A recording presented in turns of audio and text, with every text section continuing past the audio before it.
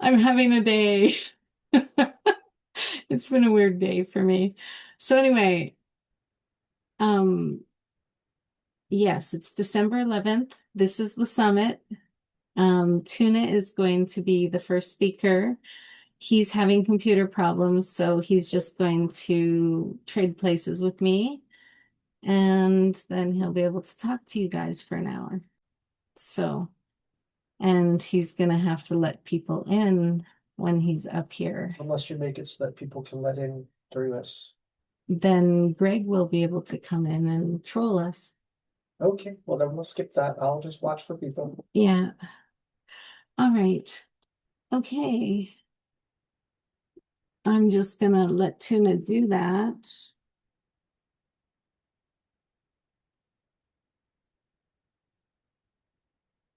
So hello everybody.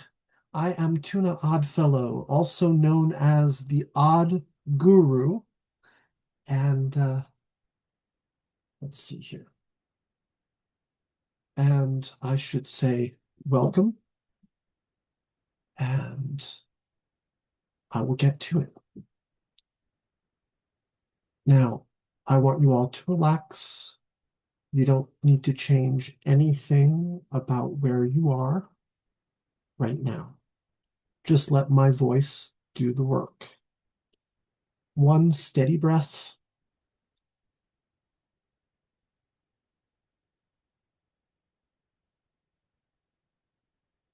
Wherever you're sitting, standing, or wandering, in your kitchen, you're already in the right position wherever you are.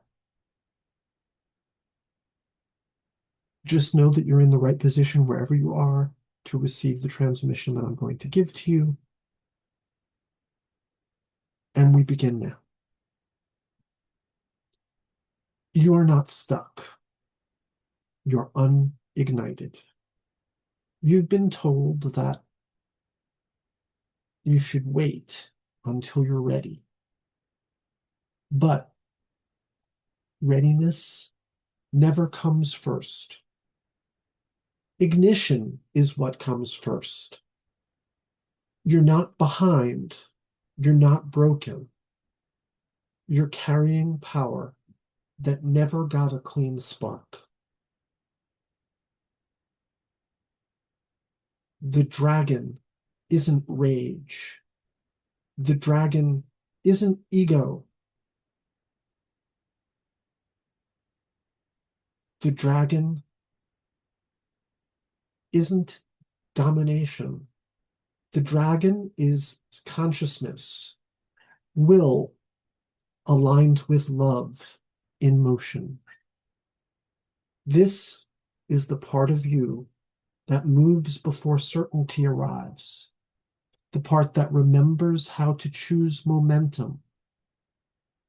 What I teach people is called the dragon method. Signal, the call before confidence. Fire, the emotional voltage that wants direction, not suppression. Form, the first imperfect step that brings magic into matter. Integration is the moment that your nervous system learns a new way to be. Now relax. Don't close your eyes unless it feels easy. Just listen. Imagine an ember in your chest. Not dramatic, not overwhelming, just present. Inhale.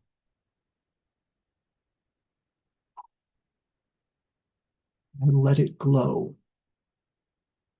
Exhale and let it spread. That's your ignition. That's all you need.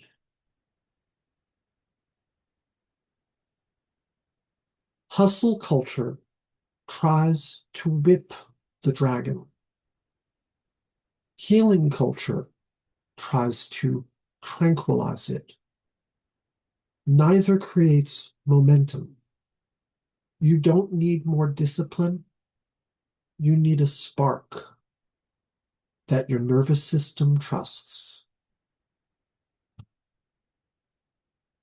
For those of you who feel that ember, I invite you. I create the inner dragon ignition session, which is what I offer people during this session today. It would be a 160 to 90-minute activation, a clear map of the dragon method. 3 days of integration. And if you want to personalize audio anchor so your body doesn't forget what it feels like to wake up, I offer that as well. And it's a $97 accessible intention. Hold on, cat's gonna cause me problems, I think. Or he's gonna go behind there and be fine. Okay.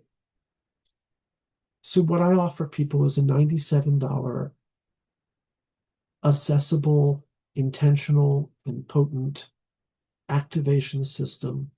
And if you feel the ember right now, you already know this is for you. The seal.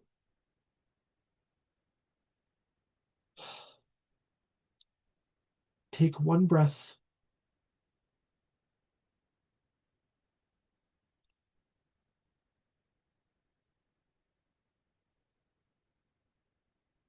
You don't have to earn.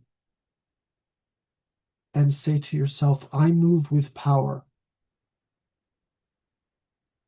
I land in form.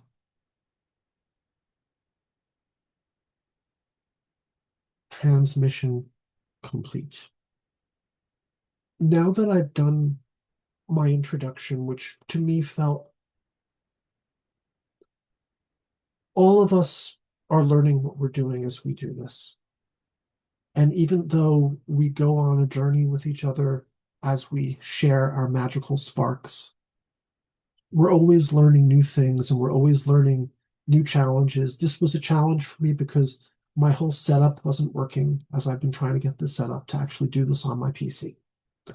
And then I had a system in place that I set up here and it didn't work for me either the way that I expected it to.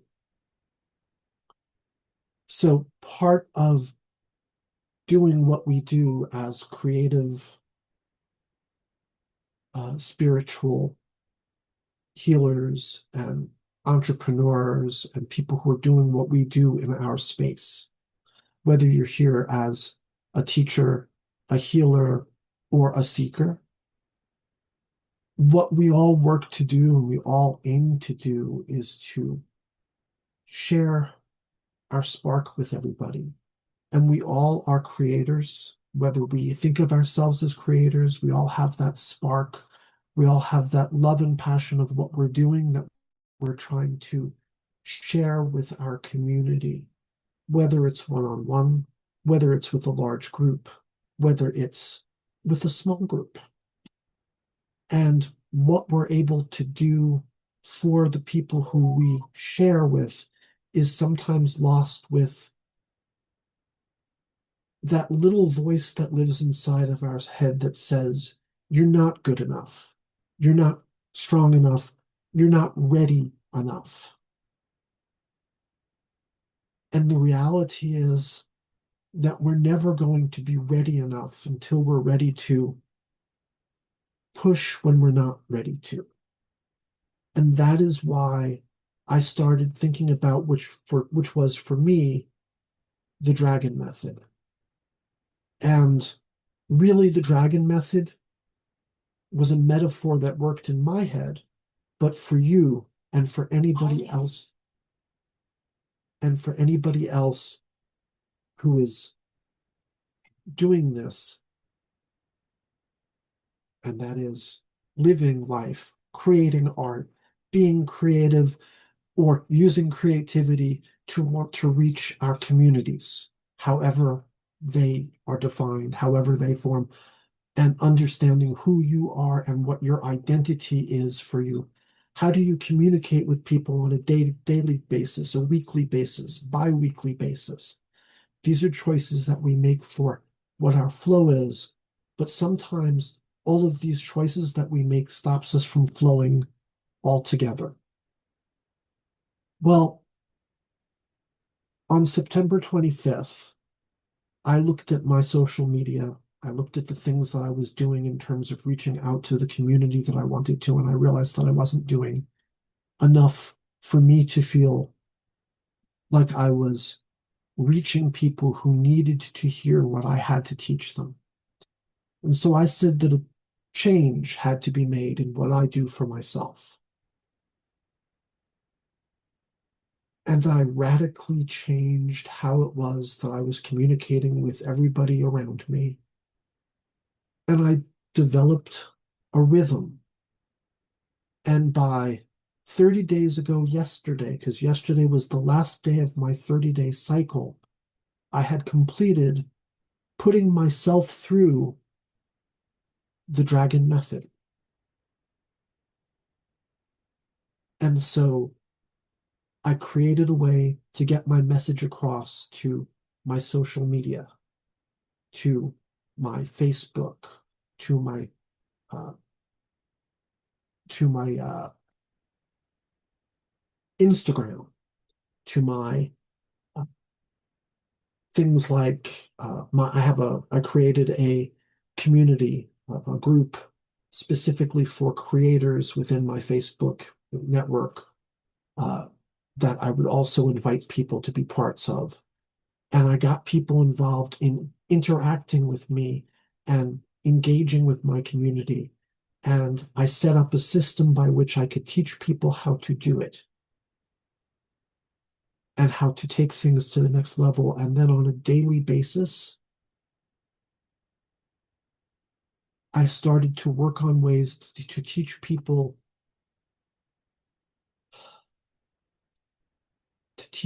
ways in which they could spread their voice, spread their message, be excited about the things that are going on around them, to find one little way to change one little thing that they're doing in their world to make their life magical, and to share that with their community if they had one that they were working with, and to decide if that was something that they wanted to do if they had a community.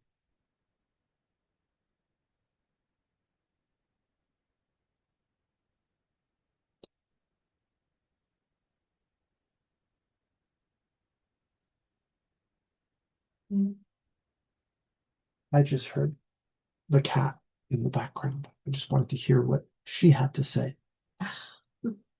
She definitely wants to be heard. We all have a story. We all have a voice.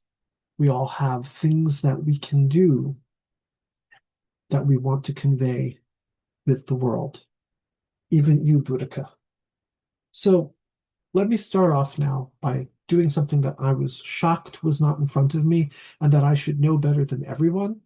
And that's, hi, my name is Tuna Oddfellow.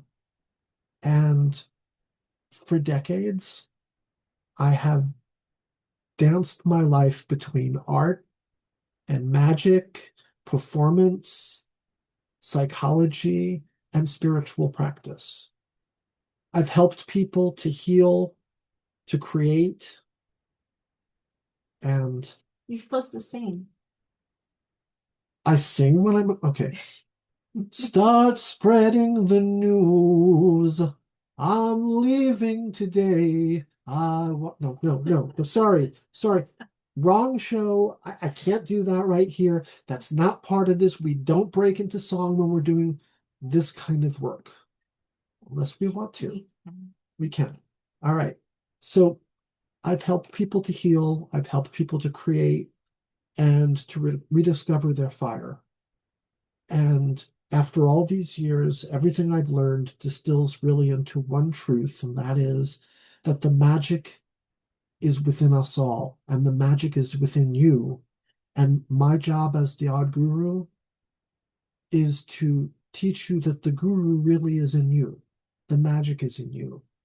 And there's no outside force that's causing that to happen. That's happening because of you.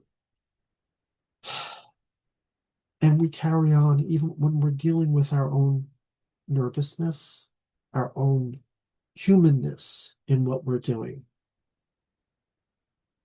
What the magic method, what the dragon method is, it's a creative and motivational system that's built around one idea.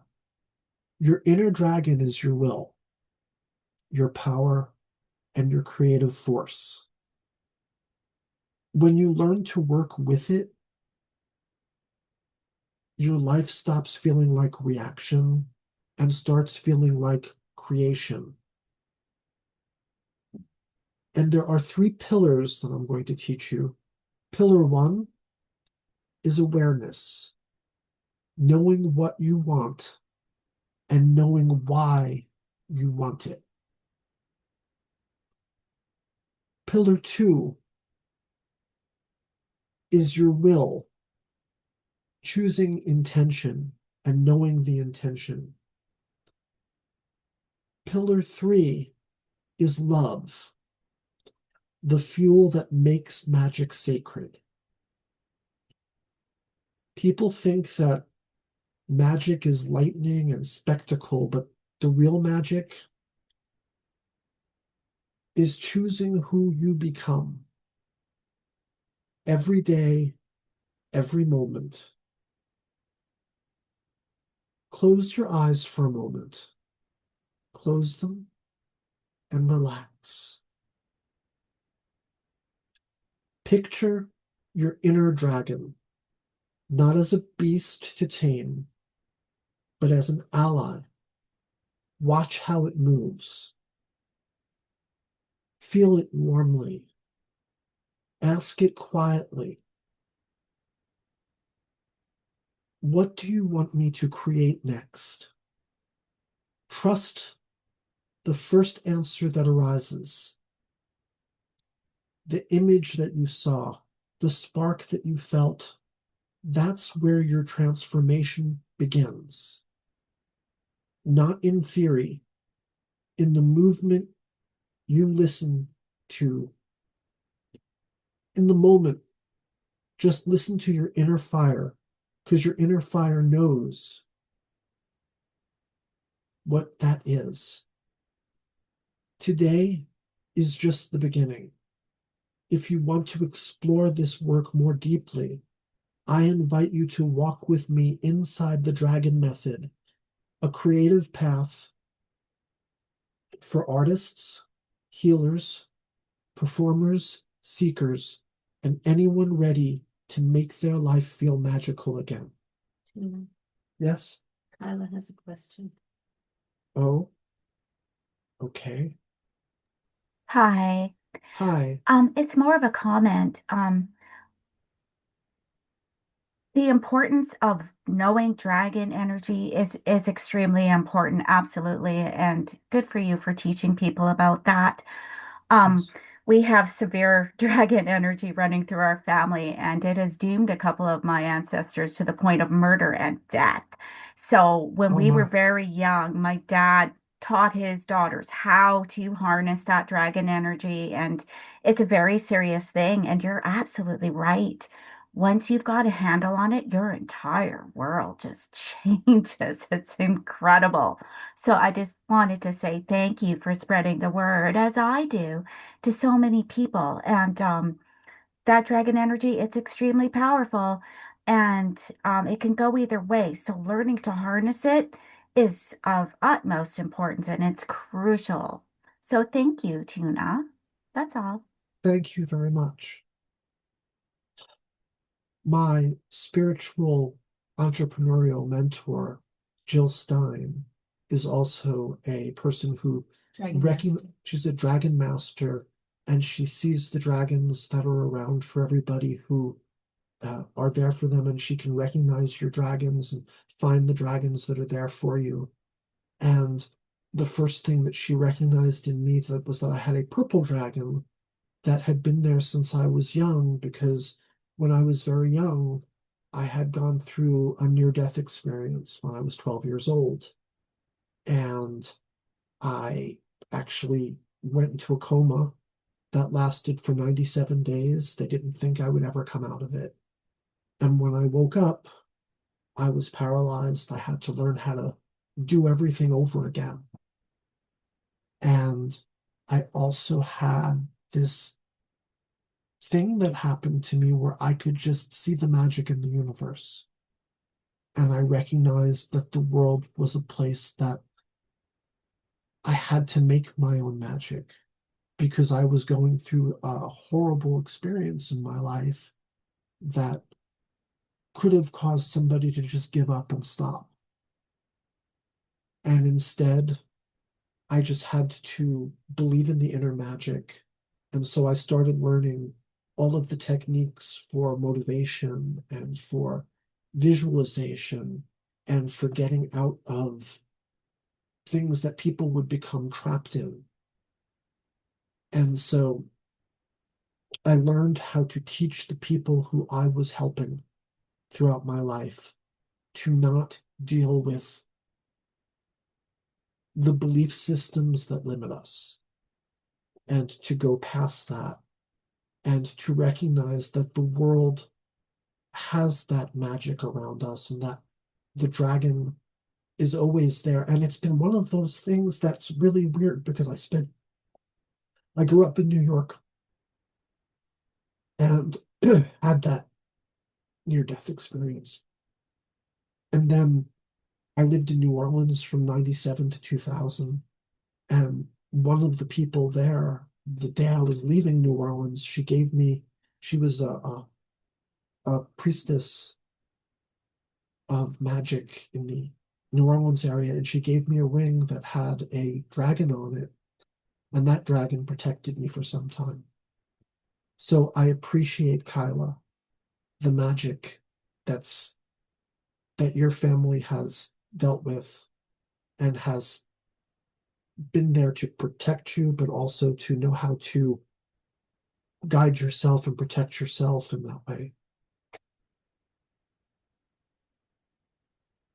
So thank you for your additions to all of this. Absolutely, you're welcome.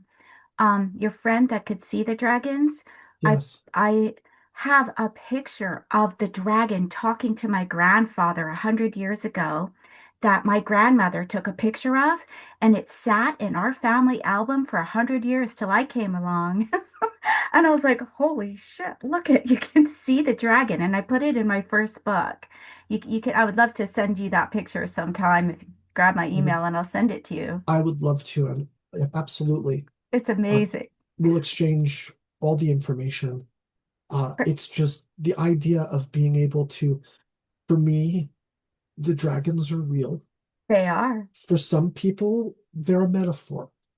For some people, they're something that they use for, for some people, it's not the dragon, it's their inner fire or the spark that keeps them going.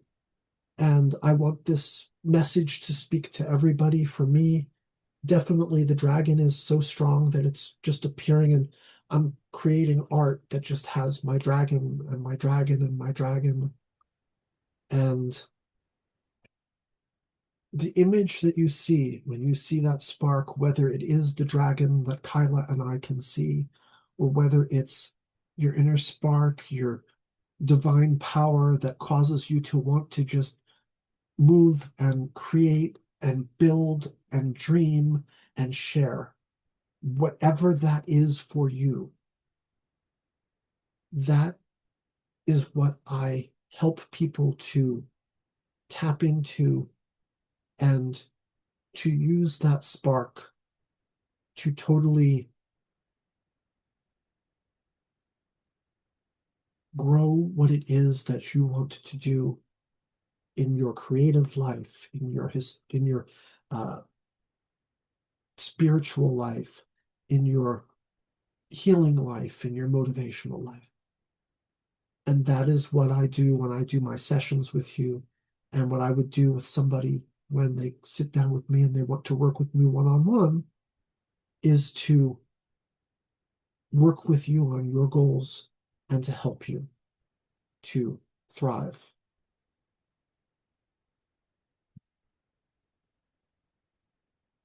And with that being said, I do want to know if people have specific questions about what I am doing, what I am offering, and what we can do together, or if anybody wants some help live.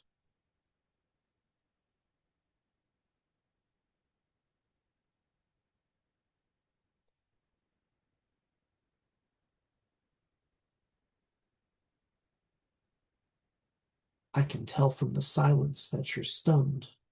Well, you have to unmute them. Yeah, but only if I see hands up. I'm not because well, I do see hand up. Oh, good. I have to see where the hand is. Where do I see the hand? It should appear beside the name. Well, I see a hand up here, but No, you don't click on that. You click on the person and unmute them. right, I understand that, but there should be a hand. Oh, here we go. Nelson. Okay. Nelson, Thank you, everyone, for your patience. yeah, I'm learning this interface. Nelson, I think I unmuted you. Hi, Hi, how you aloha. doing? I just want to say thank you for your presentation. I had a question. I also want to Sure. thank Wytchwhisper and Kyla. Um, my question is, how did you come upon the dragon method? How did it evolve into your life? I have encountered someone in my circle that does dragon type of method, and how did you evolve on that? Very interesting thing for me because I'm new at it actually. Even Mm, today, I'm now a medium thanks to Wytchwhisper. I've been taking training classes and all that. But Congratulations, Nelson. I've That's awesome. thank you. Awesome. From doing all of these spiritual things, I've encountered a lot of things, and dragons fascinate me. And I'd like to know how you evolved on that. Thank you. Well, uh, dragons have always been a powerful magical symbol for many people. For me, I've always identified with the dragon. I always had a sense of their power and their strength. And it was through uh, my spiritual mentor, my spiritual entrepreneurial mentor, who helped me to harness what I'm now being able to do for you, which is to talk about what it is that I'm learning, talk about what it is that I've learned, uh, to take the lessons that I have learned and grown from in my life and to teach you how to grow and learn from them so that you can maybe skip a few steps in your spiritual and personal and artistic growth and get to your next level. Uh, so what I've done is I think that I've personally, Nelson, I personally, I'm going to admit Patricia here. Uh, Thank you. what I've done is I have took what started to come to me in stages. When I was a little boy, my magical creature was an alligator. And I had a book called The Friendly Alligator. And that alligator, I think over time, I think the alligator really was my first dragon. It wasn't an alligator because it was a magical creature in the book. And it was there teaching itself that, sometimes what it is that you're going to learn later in your life, comes to you in a symbol that you can understand at some point. the reason why the dragon resonates with me is because it's a magical being that speaks to me and that has presented itself throughout my life, sometimes as a dragon, sometimes as a phoenix, sometimes as a combination of the two. You follow me? And, but my point is, in answering the question of how did I come up with the method is about finding your inner spark, finding your inner voice, and knowing that you can also find ways to use technology to aid you when you need that inner voice in a pinch. You know, for me, I spend I spend a whole lot of time using technology as one of my familiars.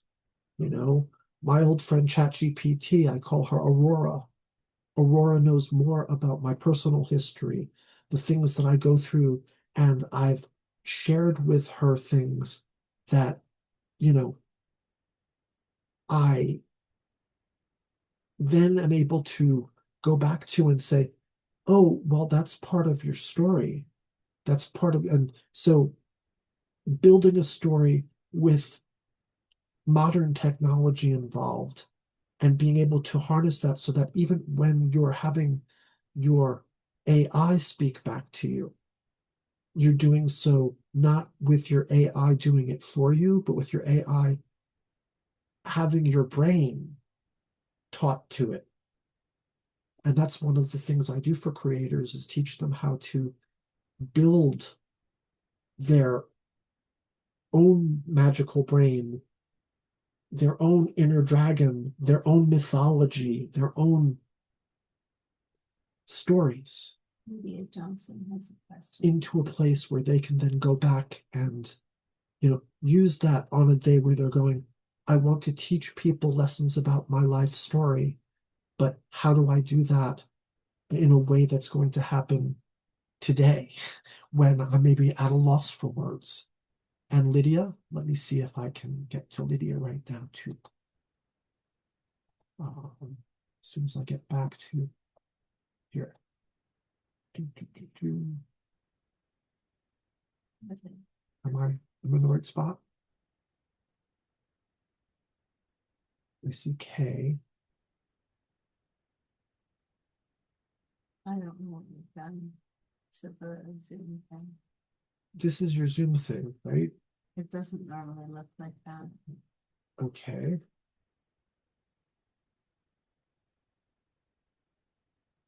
Well, this is definitely Well, I'm asking her to unmute so she can talk to you. okay. I think I got it. I see it. Hi, Well, Lydia.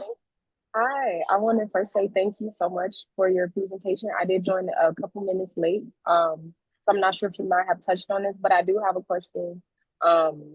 Because I have I would say, a more recent history with the Dragon Collective energy. I've always felt called to it, but recently, and I was trying to turn my camera on because, like, I recently bought this dragon journal, and that just to really center in to the collective energy. So how would you go about like a session like that where it's like I have a bit of a beginning knowledge or interest, um, and then go forward with that to make it, into something that you can expand into, you know.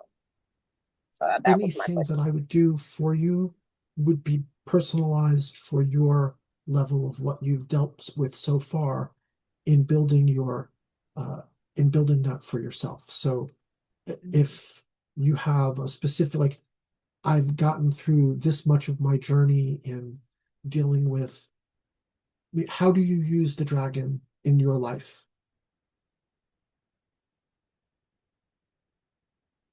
She's muted herself. Oh, she made it. Hold on. Okay. Like, sorry, it's background noise. I No, usually mute when someone else is talking, but it's sure. really just been introductory. So I usually like call into the Dragon Collective to like, for mostly protection and like travel, mostly travel. And sometimes in meditation for like, I would say like self-worth and like kind of solar plexus energy, kind of like calling in the Dragon Collective for, calling in fierceness. So really introductory, you know what I mean? But I would love to see how that could grow. Okay. Well, we would take it step by step, and you know, we would figure out how the dragon fits into your life and how having a stronger relationship with your dragon will help you with your journey, whatever your journey is. Right. And for you, would you say that you could consider yourself to be a healer or a creative or She's a seer. she's a seer?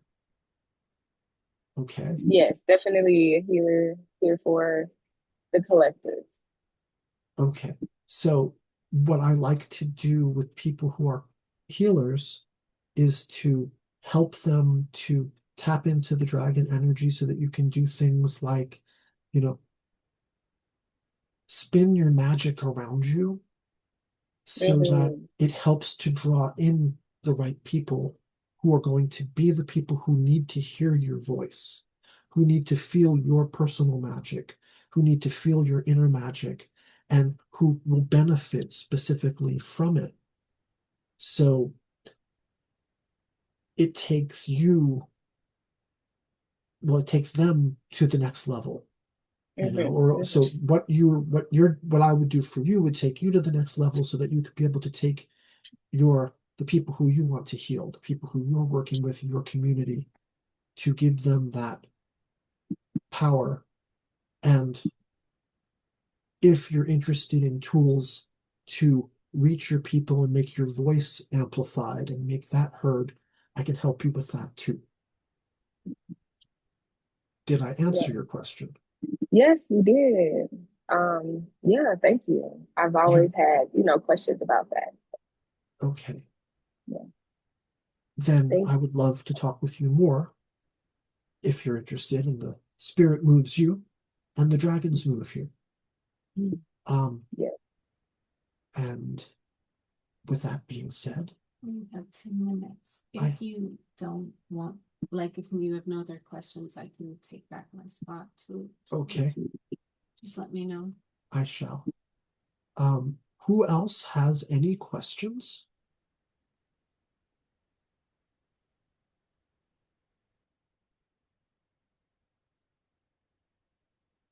Anybody? Anybody?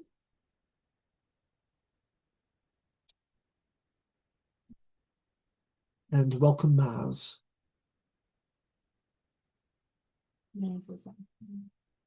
Yeah.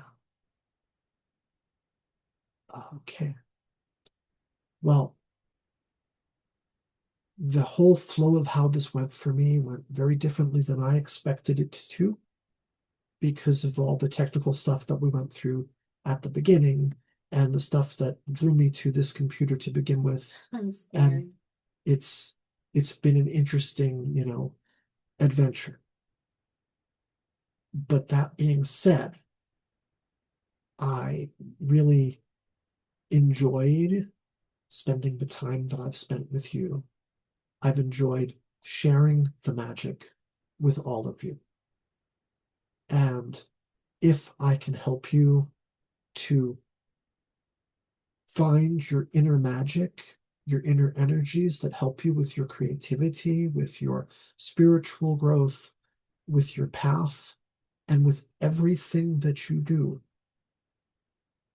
then please reach out to me.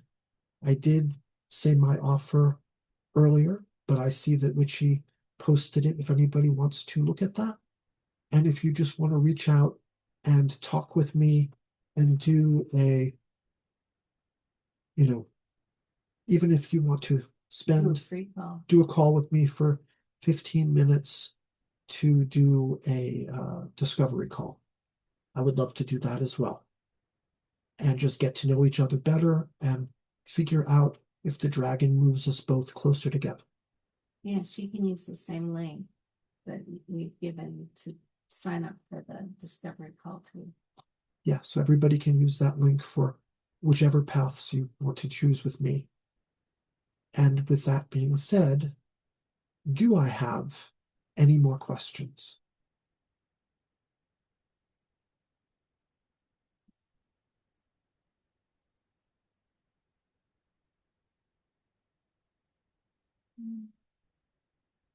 What does it say? Can you tell us more about the dragon involved? Scroll down, Oh, down. tell us more about daily living with a dragon involved, examples of their help. Okay.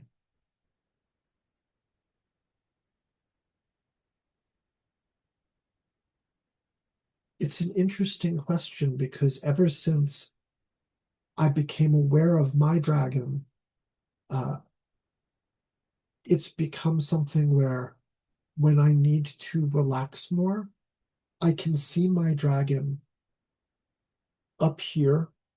I can see the color of my main dragon, and I know that I have a red dragon and I have a yellow dragon, but I've never really embraced them the way that I have my purple dragon.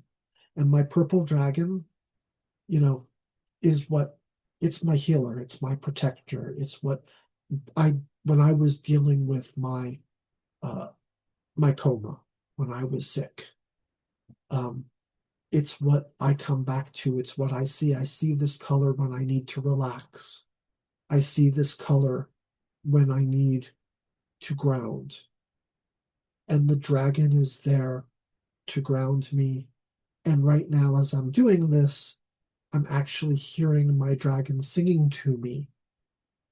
Was it that song you were singing before? Oh no, I was singing New York, New York. But that's just because I'm, you know, From New York. from New York, and I spent a lot of time doing things with singing and musical theater and stuff like that. So I'm an odd duck. But you couldn't tell that from spending an hour with me, could you? I hide it well, don't I? But here, color purple is all around me because it's my color. It's my dragon's color. And I spent many years of my life wanting to have purple hair and not doing it. And finally was able to make it happen on a regular basis. Yeah. So would you say that the purple of your dragon has affected your clothing choices and your hair choices? Purple of my dragon has certainly affected my color scheme. And it's actually, you probably noticed there's more purple in my life since I discovered that I had a purple dragon. Yeah, that really did change a few things. Well, how does purple make you feel as a color? Purple relaxes me. It's tingly. It's okay. This isn't really on the topic, but I do think of Purple Rain and going to see Prince live during the Purple Rain tour when I was a kid. And so now I hear the music in the background. So it's like the whole gestalt of the dragons and the relaxation, and now the Purple Rain playing in my head. So it really does this whole thing to me. And we need things that create anchors for us, that relax us. And that's part of the thing that I do for people, is to give them ways to relax, to give them ways to calm down. You saw me at the beginning of this. If you've watched me all throughout my presentation, I was really nervous. Everything was going wrong, and I'm going, oh my God, how am I ever going to get through this? This is going to be horrible.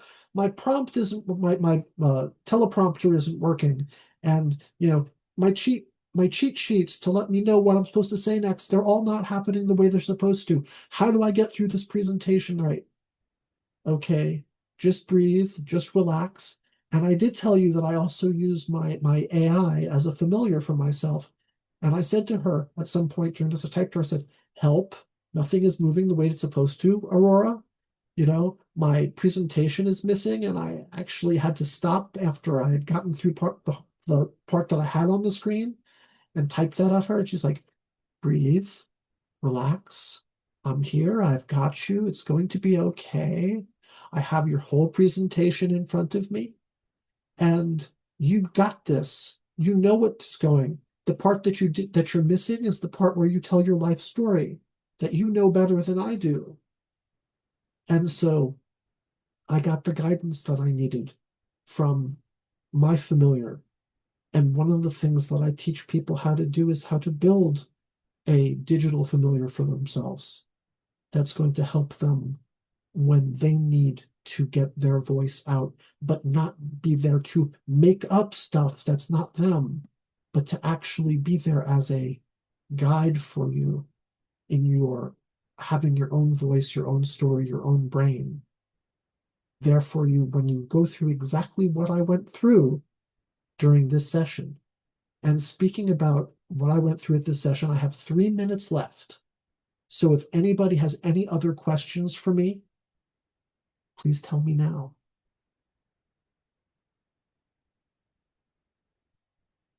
And I just would like to point out that me and Kyla helped you as well. Yes. Kyla, you're awesome. You're wonderful. And Witchy, you're awesome. You're wonderful. So yes, I needed the help of all three of you to get me through this. And that's part of what we do as a community is we work with each other, we help each other. Yeah.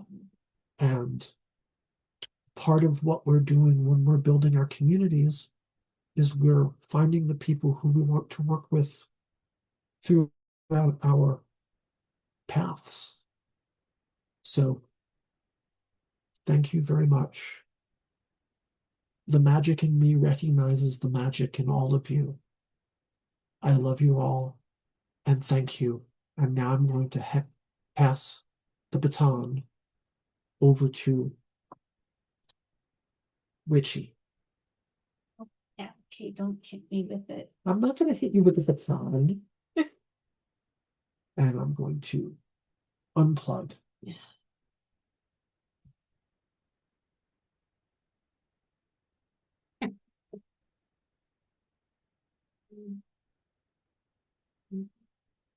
Thank you. Thank you.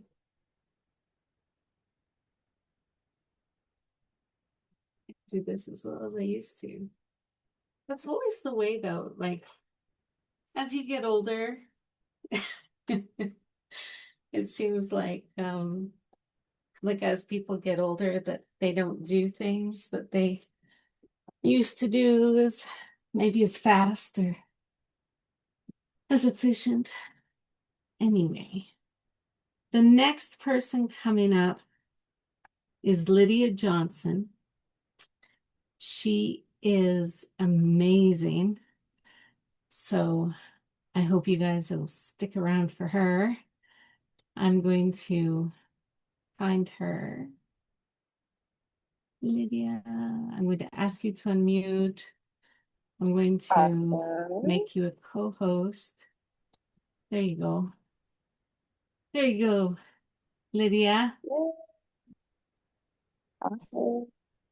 Okay, You look perfect. I hope everybody wonderful. can. Hello, everyone. I hope you guys can hear me and see me. Um, I'm also getting used to Zoom, so I I am. can't hear him. Just a sec. Oh, Let me put my ears in. okay. I'm not sure if everyone else can hear me. If you want to throw a thumbs up or say yes in the chat or anything like that. Perfect. But welcome in, everyone. I kind of call myself more so like an omnipotent channel. So I'm here for centering in the energy for the collective.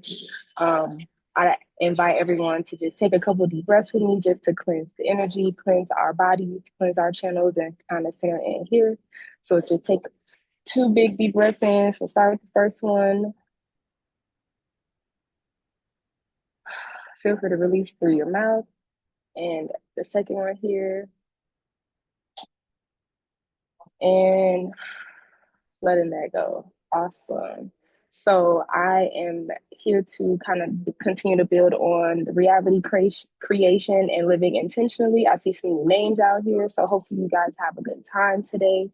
And really, when we get into it, what reality creation or living intentionally means, we're really talking about like, you know, seeing those goals played out in real time and manifesting and things like that. And I like to talk about the key to actualizing your goals or manifesting through intention and meaning and energy behind every single thing you do. So I want to kind of highlight the depths of intentions today through holistic and mindfulness practices because I am a certified health coach. So I do a lot of, health-centered, bodily centered practices and exercises with those who are interested in, having a goal and say, okay, I have been wanting to do this, whether it's like a passion or something physical, like a goal that you've been trying to just like a real thing. Like I want to get this room in the back. I've never gotten to this room back here and I want to get to it. But energetically, there's something that's blocking you.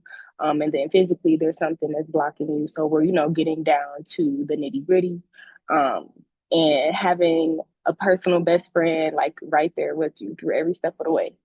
Um, so furthermore, I like to talk about the mind, body, soul connection and how that has many representations today. But here it's mostly focusing on intentionality and intuition, both coming from the mind, the soul, and then using your body to actualize all of that, right, on a daily basis. So today we'll dive into some tangible ways to live intentionally and how that can look different on people's journeys. So actually to begin, I am going to share my screen right here.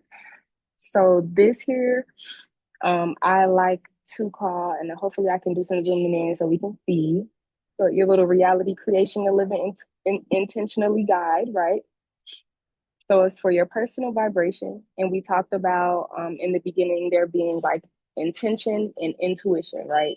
And those being the connection, the intersection between mind and soul. So a document like this is literally just for you to run to or having your screenshots, something like that, just for you to get right back in vibration when anything comes to like, try to challenge you that day or test you that day. Because life on earth is just a constant test.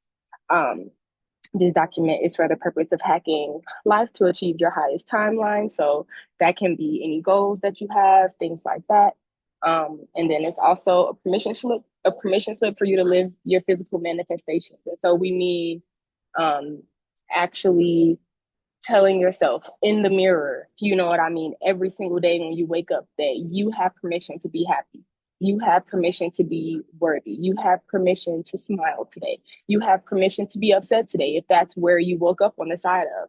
You know what I mean? Giving yourself the permission instead of saying, "Oh, well, I should have done that," or "I could have done this." You know what I mean? So kind of ebbing and flowing with the flow of life, but still having that intention behind it, because that's still gonna signal to the universe, signal to the creator, signal to God, and please use whatever word is more comfortable for you. Signal to that energy that you're still in vibration with that goal that you're moving towards, because sometimes things happen. And I was kind of chatting with a friend recently about how she was feeling like she was doing so well on her journey, right? She was like, I'm doing so good, and it felt so good. And then last week, somebody tested me, and girl, I went off. And I was like, oh, okay. And she was like, no, it was bad. And I'm like, okay. I mean, like, allow yourself space to be a human, because guess what? You are a human. We are human. We are living, and we're on a journey. So we're learning every single day. You know what I mean? So give yourself that permission slip to not have the most high vibrational day, or not have the day where you feel like you made the right or wrong decision. You know what I mean? So this is all about shifting your perspective and adding that, energy plus ultra, plus 100% behind every single thing you do, right? So I'm gonna, did not mean to zoom out that much. I'm gonna skip down a little bit because I find that the living intentionally part comes in kind of first on the tier. That mind side of things kind of can be the inhibitor in a lot of actions in life. You may have such a heart for something, such a passion for it, and physically you are so ready, but then you start to get those thoughts and you're like, oh my gosh, every single time I feel like I'm good, somebody in my head want to come thinking up all this craziness, and now I don't know what to do with it, right? And along with giving yourself the permission slip to be however you choose to be in that time, not living in it, but giving yourself the permission to know that it's happening, right? Number one, living intentionally, we want to reclaim our mental real estate, right? So right here, we're basically saying to ourselves right now that one, we have the power to reclaim our mental real estate. You know what I mean? Have I have the power over how I'm relating to my thoughts, right? I have the power over how how I'm gonna feel after the thought happened, right? So I always like to begin, with consultations. Well, what do we want to work on? Things like that. But the biggest thing is, what is that thought that always comes up that tries to bring in that doubt, that fear, that second guessing? That thing right there, whatever that thought is, whatever that energy is, we're gonna work on reclaiming the energy behind it, and then replacing it, right?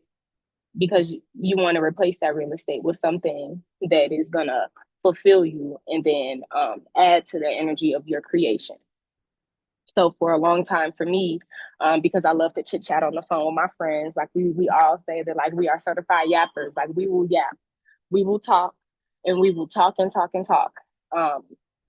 So for me, I kind of made it fun, where if I ever had any energy coming towards me about me not being authentic, you know what I mean? Or me maybe being too authentic because people stare, or like, just small things, I would just kind of take that thought in my head, and quite literally, we're talking about, quite frankly, you're saying to yourself either out loud or in your head, oh, I'm sorry, I can't come to the phone right now to answer this thought.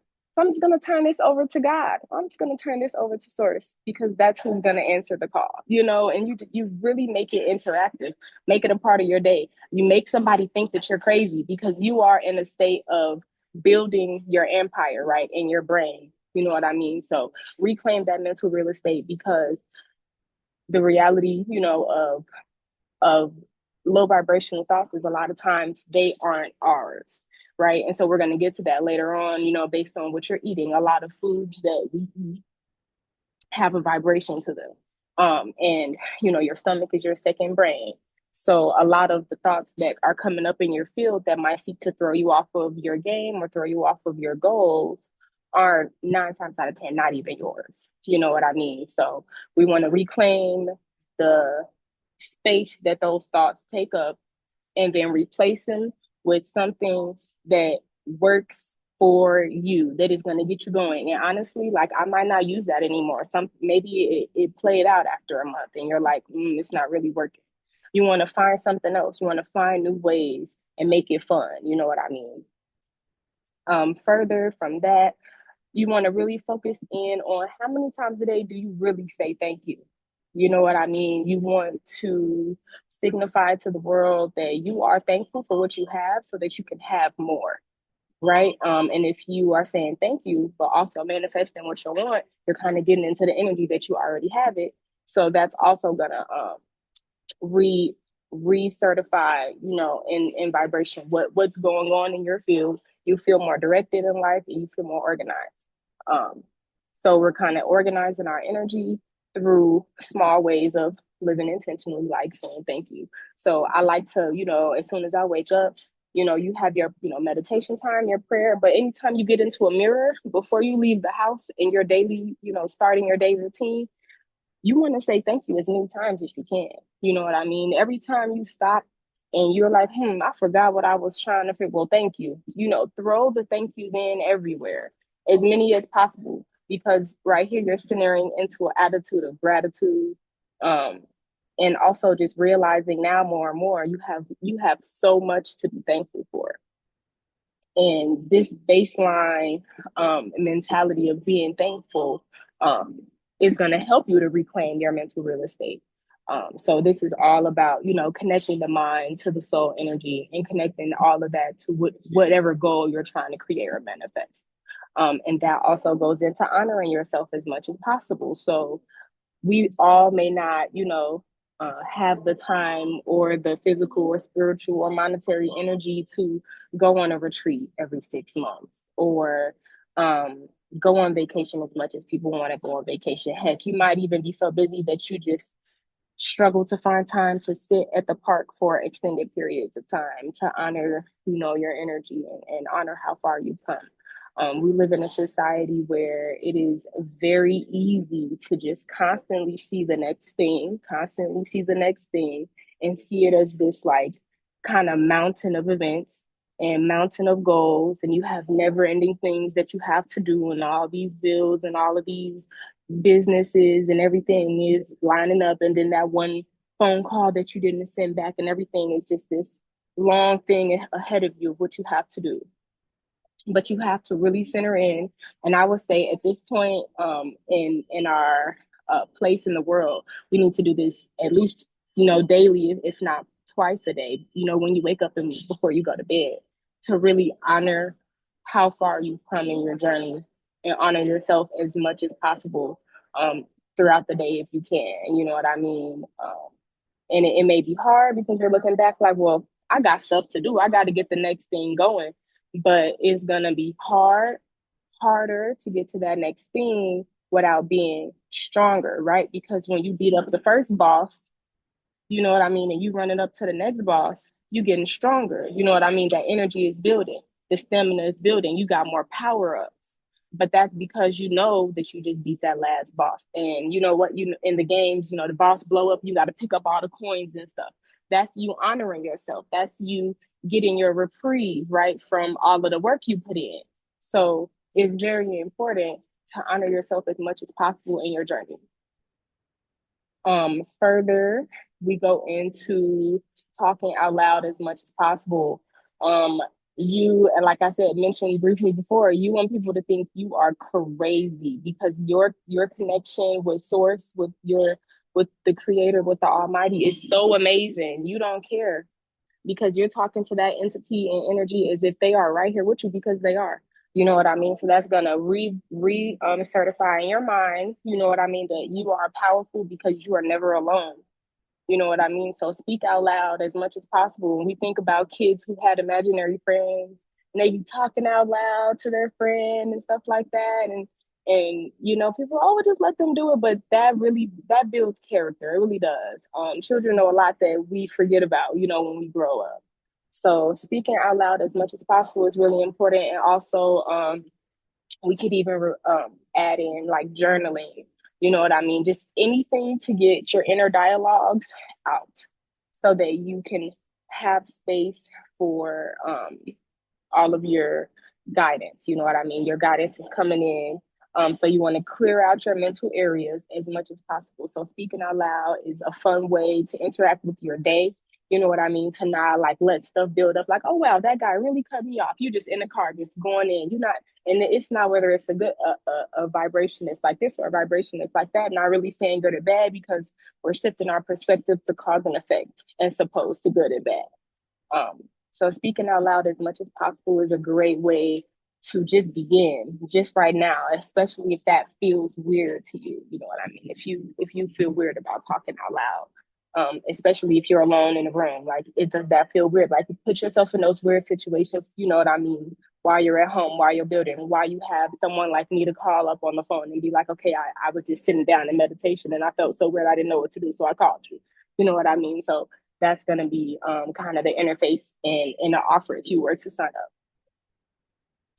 Also, we want to make yourself the benefactor. So just the small ways and which we make like comments that are very common throughout the day, like, oh man, why would I do that? Or anything that may come out in a way where you're like, oh, I didn't know that. You know what I mean? Because for me right now, the I didn't know phrase comes out so much. And I've just noticed one day it came out in conversation with someone, and I was just sharing my thoughts, and it was coming out a lot. And she was like, what do you mean you don't know? And I was like, well, it's not that I don't know, but the I don't know comes out really fast. You know what I mean? So being very intentional about every single word that you speak. And then why not make yourself the benefactor of everything, right? So instead of I don't know, you could replace it with I'm seeking the answer to, or I'm seeking more information behind.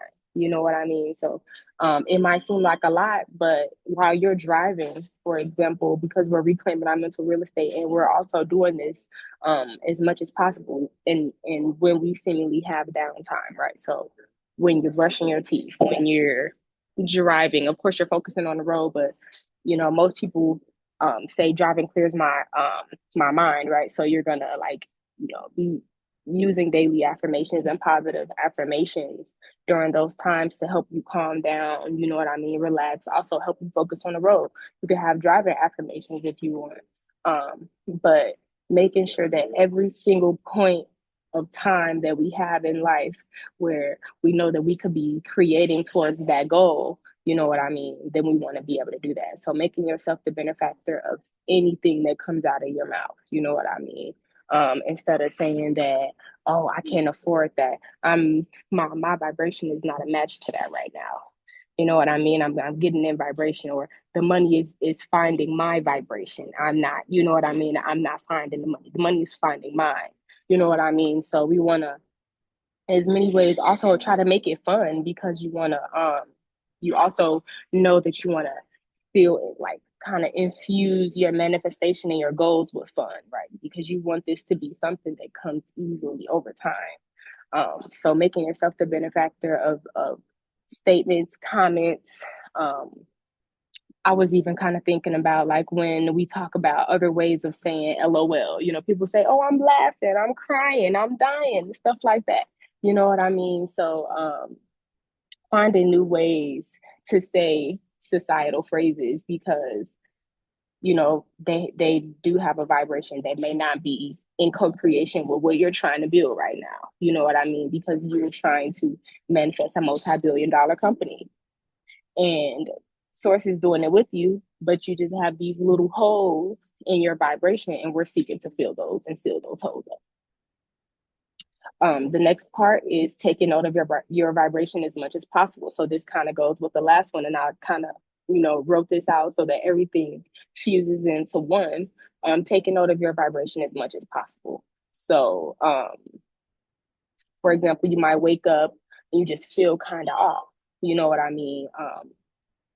And I've been dabbling with this one recently in the past 2 months to just do some research and how to address, when you feel like you're kind of out of role, out of whack randomly in the middle of the day. And you might notice that you're feeling some type of way, just randomly, like you're like, maybe I need to go out for a walk. Maybe I need to go out and get some sun. Maybe, you know what I mean? Like you're just feeling like something is off. It's really good to, going back to what we said before, excuse me, giving yourself that permission slip to be exactly where you are, honoring where you are, but also being aware of where you are, right? That mind, body, soul connection, right? So in this time, you're honoring exactly where you are. I might not feel the best today. I think I am on a short circuit, and anybody might get electrocuted. You know what I mean? So in those moments, um, and those are the hardest moments, but in those moments, we are pushing the affirmations like crazy. You know what I mean? You want to continue to repeat your I am statements as much as you can out loud, and also take a note of what you might need in that moment, and what might be, because now we're getting into like in the moment problem solving, so that you not only feel like you're giving yourself the permission slip, but you're also supporting yourself. And then also knowing that once you do all of that, when we hop on a call, then we have that that also that reinforcement, because you know I'm right here for you at every step of the way, and I'm also going to go back and make sure that you honored where you were in that moment, and then immediately thought about what is it that I need to shift back into the timeline that I'm wanting to create. So this is kind of like a quick have it on your phone or print it out, things like that. Quick guide to living intentionally and making sure that the energy behind every single thing that you say, you do, you speak, you think, is aligned with that goal that you are trying to achieve, that passion that you are trying to see into fruition. So this is very important here in the beginning part of our sessions, because it'll 9 times out of 10 begin with centering in, taking some deep breaths, doing some guided meditation, but then also like what themes are really important this week. What is a common thought that has come up? Things like that. So living intentionally right here, and then right up next we have the reality creation. So for reality creation, this is going to be kind of like the confidence behind knowing that what you have done with intention is going to work. You know what I mean? So this is kind of trying to quantify what intuition is and what intuition isn't, right? Because right now we're getting into the knowingness, right? Giving yourself grace, for example. So you know that you have a goal, and we are really good for making a list of things that we want to do to achieve our goals, and we're going to do all of this in the next 6 hours, knowing good and well that you done made a list of stuff that needs 6 months to get done, because you want to just change the whole world. You know what I mean? So give yourself grace in this time to center into what it is that you know you want to do, and then allowing yourself to know that this is how much I can do right now, as opposed to everything on the list all at once. So this is the part of actually, moving from soul to body. You know what I mean? So, I love exactly where I am. This is where I want to be, but this is the step that I can take now after you've done the intention behind everything. And then I also like to get into the fake it till you make it part, because this is also very important, that a lot of the time, you just have to do it. You know what I mean? Like the just do it mindset is huge. Sometimes you find that, and I like the word imposter syndrome, you find that you get a little bit of imposter syndrome when it comes down to your passions and what you love to do and your goals, and you have a set list of things that you know you want to get done. This is where the just do it part comes in. This is where the leap of faith part comes in, where you have someone now who's going to push you over the edge.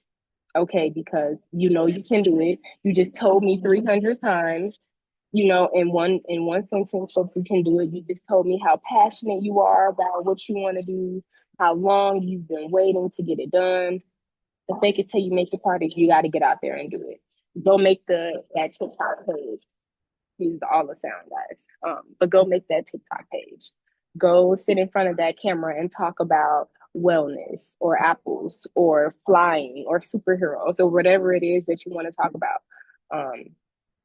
And when you get done taking it till you make it, you got to feel good. You know what I mean? Because right now, at this point in the reality creation, we're trying to think about as much as possible throughout the day, what is it that version of me who has that thing that I'm trying to manifest is thinking about? What is that person doing? How is that person feeling?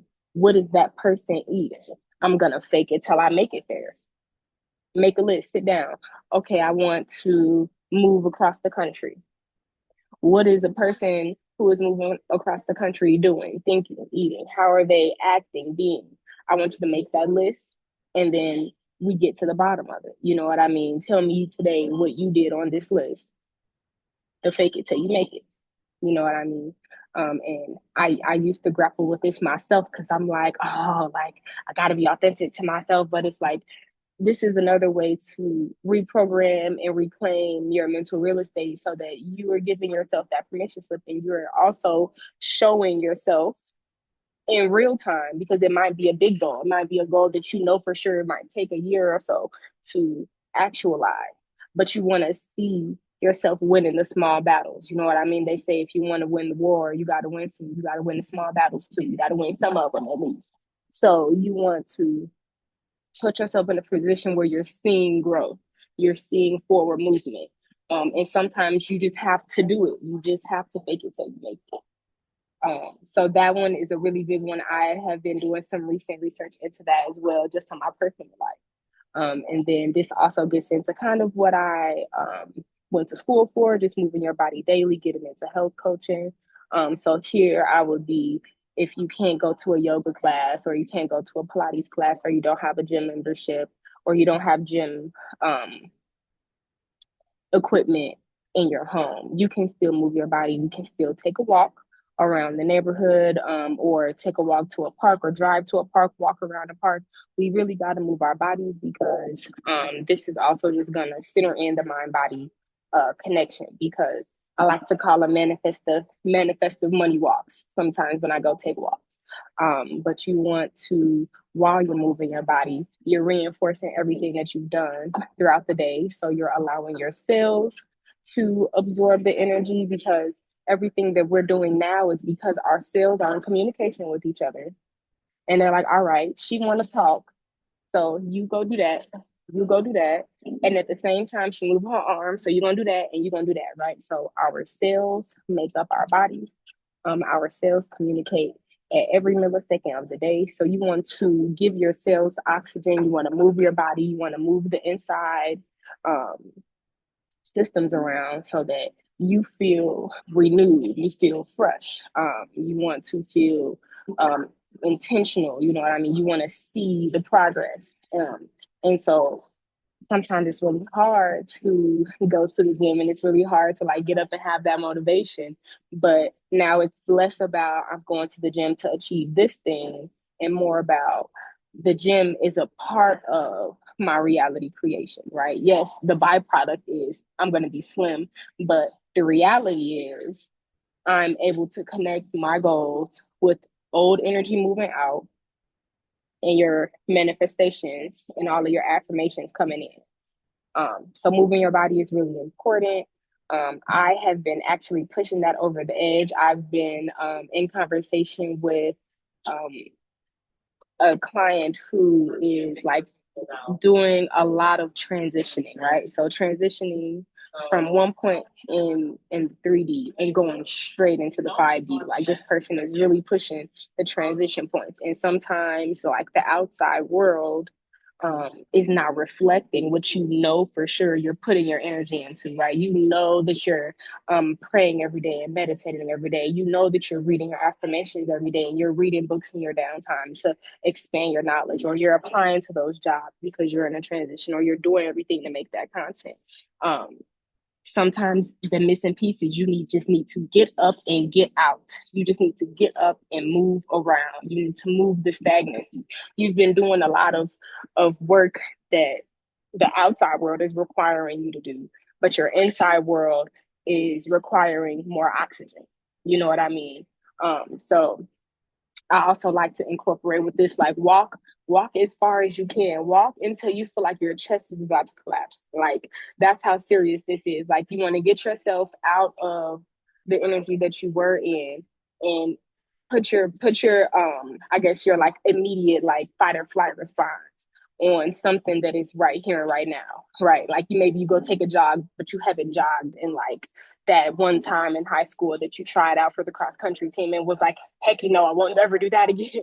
I want you to go just for a jog. Walk walk as many, say, I'm going to walk 12 laps. And you get to that second lap and you're like, why did I say 12? Don't go back. Walk those 12 laps, even if you got to walk slow. And think then in that moment in time, what's most important? Doing exactly what you're doing right then in that moment, so you can get back to that car and drink that water. You know what I mean? So moving your body is going to be a key component in creating your reality and manifesting those goals, because it's going to help you to get your mind off of what it is that you've been kind of pushing and pushing and pushing for, but you're not seeing any more progress, is because you're done. Your checklist is done. You've done enough. Source the ether is saying that you have done enough here, and you're getting frustrated because you're not seeing any more growth, but it's because you need to move your body, you need to grow your body, you need to give your body what it needs, you need to rest, things like that. So I love to do movement meditations and yin yoga, things like that. I offer to instruct with my clients. I also like to include certain massages that you can do, lymphatic drainage, if you're not into like heavy movement. But I always recommend a walk, no matter what. I believe deep down in my soul that everybody should, at least, if we can, try to find a new person that we can walk with every day. Call some, hey, I'm about to come pick you up because we about to go walk. I mean, get crazy with it. Call somebody late at night and be like, girl, what you doing tomorrow? Nothing at all. Well, I want you to be up at 7 o'clock, at 7:07 at the front door. I'm gonna pull up at 7:08. We're gonna go walk. Okay, you know what? I like, make it fun. Make it as fun as possible. Use random times, but try to incorporate that energy into your life, because it's the oxygenation. You know what I mean? That should make you feel renewed. So furthermore, with our reality creation, we're going to bring up meditation. So I did mention meditation. But meditation and prayer, of course, we should all know is very important in allowing yourself that permission slip, right? Because having that quiet time with yourself, the reality is goals morph and change and shift perspective all the time. And so while you're creating and while you're moving through all of this energy, it is very important to also stop. Like we said, we're honoring where we came from. We're giving ourselves grace because we did this much and that's all that we could do. Now it's time to meditate and take all of that in. Sit quietly as possible. And then that's why the last one, kind of move your body, goes with this one, because once you get done moving your body, it's really, really well, I say it's like really intentional to meditate after if you can, because if you struggle with sitting quietly, I was kind of chatting with one of my friends that I met recently about different ways to quiet her mind. She kind of feels like she can't sit quietly. She was like, I can't meditate. Like, that's just not in vibration for me. And I'm like, no, I'm like, this is something that we who live in a very high, fast-paced society struggle to put down, struggle to hear that, oh, you don't have to do anything. Like, we hear we don't have to do anything and we go into panic mode. We're like, what? I don't have to do anything. Like, what am I supposed to do? What am I, so right, being able to sit down and meditate and sit with yourself in deep breath and just gratitude or whatever it is, or you're praying and things like that. It's really important to sit down and meditate. Having this time with yourself, especially after you got done moving your body, helps you to center in, because now you're feeling your muscles pump, right? Because they're growing. Muscles grow in stagnancy. You know what I mean? Muscles don't grow while you're working out. You're stressing them, you're strengthening them while you're working out, but they grow when you relax, when you replenish. So you grow when you relax and when you replenish. So during that time, you should probably feeling tingles through your body that's going to help you focus on that instead of the thoughts that are flowing. Maybe you're trying to catch your heart rate. You know what I mean? I'm talking immediately. Like, maybe you get to the car, you lock the car, you drink some water, and you're like, all right, I'm going to set this 15-minute timer and I'm going to meditate. Or you get to the locker room, you find some headphones, you find a spot in the locker room. You're like, oh, I'm trying to catch my breath. Let me sit down and meditate. Set a timer, dedicate to that time. And even if you keep opening your eyes and peeking out or something like that, center back into your body. And because you just got done working out, you have plenty to focus on. Maybe you feeling like your shoulder is a little bit stiff and you're focusing on your shoulder while you're meditating, and sending energy to your shoulder, praying for your shoulder, anything like that. You know what I mean? So I have been doing a lot of recent studies into our bodies holding information and holding memory, not just the water in our bodies, but also our layers of our skin, right? So the layer of your skin that is mostly just connective tissue right under your dermis, or right under your first layer of skin, is called your fascia. And it's actually so amazing, and studies are growing on it even more, that I think it's even included in the level of your dermis, like maybe called the hypodermis or something like that. But your fascia holds information. Your fascia holds knowledge, memory, and stress, things like that. So when you're working out, you're basically allowing a flowing movement and a cleansing energy into your fascia. Meditation also can clear your fascia. So it's really intentional to utilize that time after you worked out to meditate and, you know, allowing the release out of your body, out of your energy, out of your aura. So meditation is definitely going to be at the top of the list of creating the reality, of actualizing the reality into physical form. Because you're allowing your manifestations to grow and to evolve. You know what I mean? You during that time might recognize that that original idea that you had to have only two people, maybe you need four or things like that. Now you're opening yourself up for more. You're opening yourself up to receive. You're opening yourself up to allow more greatness into your life during this time. And kind of like the root, kind of like when you're in yoga and they're like, you're in your mountain pose, you're standing up, and they're like, this pose, just standing up straight, may not seem like a yoga pose, but it's more than just the yoga pose, because in that time you're imagining roots from the bottom of your feet. You know what I mean? They talk about watching a seed go from a seed to sprout, and then from a sprout to coming through the dirt. And you might go, dang, this seed isn't doing anything, it isn't growing, but you just can't see what's going on in that pot. You can't see the roots growing down at the bottom. You only see when the plant decides to break through the dirt. So that meditation time is allowing your roots to grow, allowing yourself to stand in that mountain pose and feel grounded in, allowing your webbing in your body, the netting in your body to release, and then be strong again. So meditation is huge. And then we want to get into consider how you relate to what you consume. So what you consume, of course, is going to be important. But I like to say that we live on an earth where there's a process in which there, is to take an animal and make it into edible form. If you want to eat an animal, it's possible, it's done, and it's not done in a low vibrational way, you know what I mean? Then go ahead and eat that if that's what you want to eat. But it's all about how you're relating to it while you're eating. For example, it's all about what you're doing while you're cooking, right? So we all talk. I like to use the example last time of what's the difference between watching the news while you're cooking, right? And anything is happening on the news, right? And then you get a call about some bad information or something like that while you're cooking, versus you dancing while you're cooking, or listening to music and singing while you're cooking, or cooking with someone who you're having a fun time with and you guys are laughing and joking. There is a difference between how you relate or what you're doing while you're preparing your meals and while you're ingesting your meals. That's going to add another level of fortification on the inside and outside of your body, and then help for you to create that reality. Because, for example, we mentioned earlier, like thoughts not being yours. You might have had a cookie and a candy bar. You know what I mean? And you're getting a bunch of thoughts about lack and doubt. You feel me? So in that time, you have to relate to what you eat and honor yourself, give yourself that time of realizing what happened, and that's going to give you even more of a chance to be able to honor where you are, right? And then flip the affirmation, and then also influence the next time that you might consider eating a cookie when you had a candy bar earlier. You know what I mean? So this is going to all come together and help your thought response when you're in the store picking stuff up. And then you're going to start looking like me, holding it, picking it up, and then putting it right back down, because the whole thought process is going to just go through your head. You're going to think about, well, I know that the last time I did that, it led to this and it led to that. And right now I'm hyper focusing on what I want to manifest.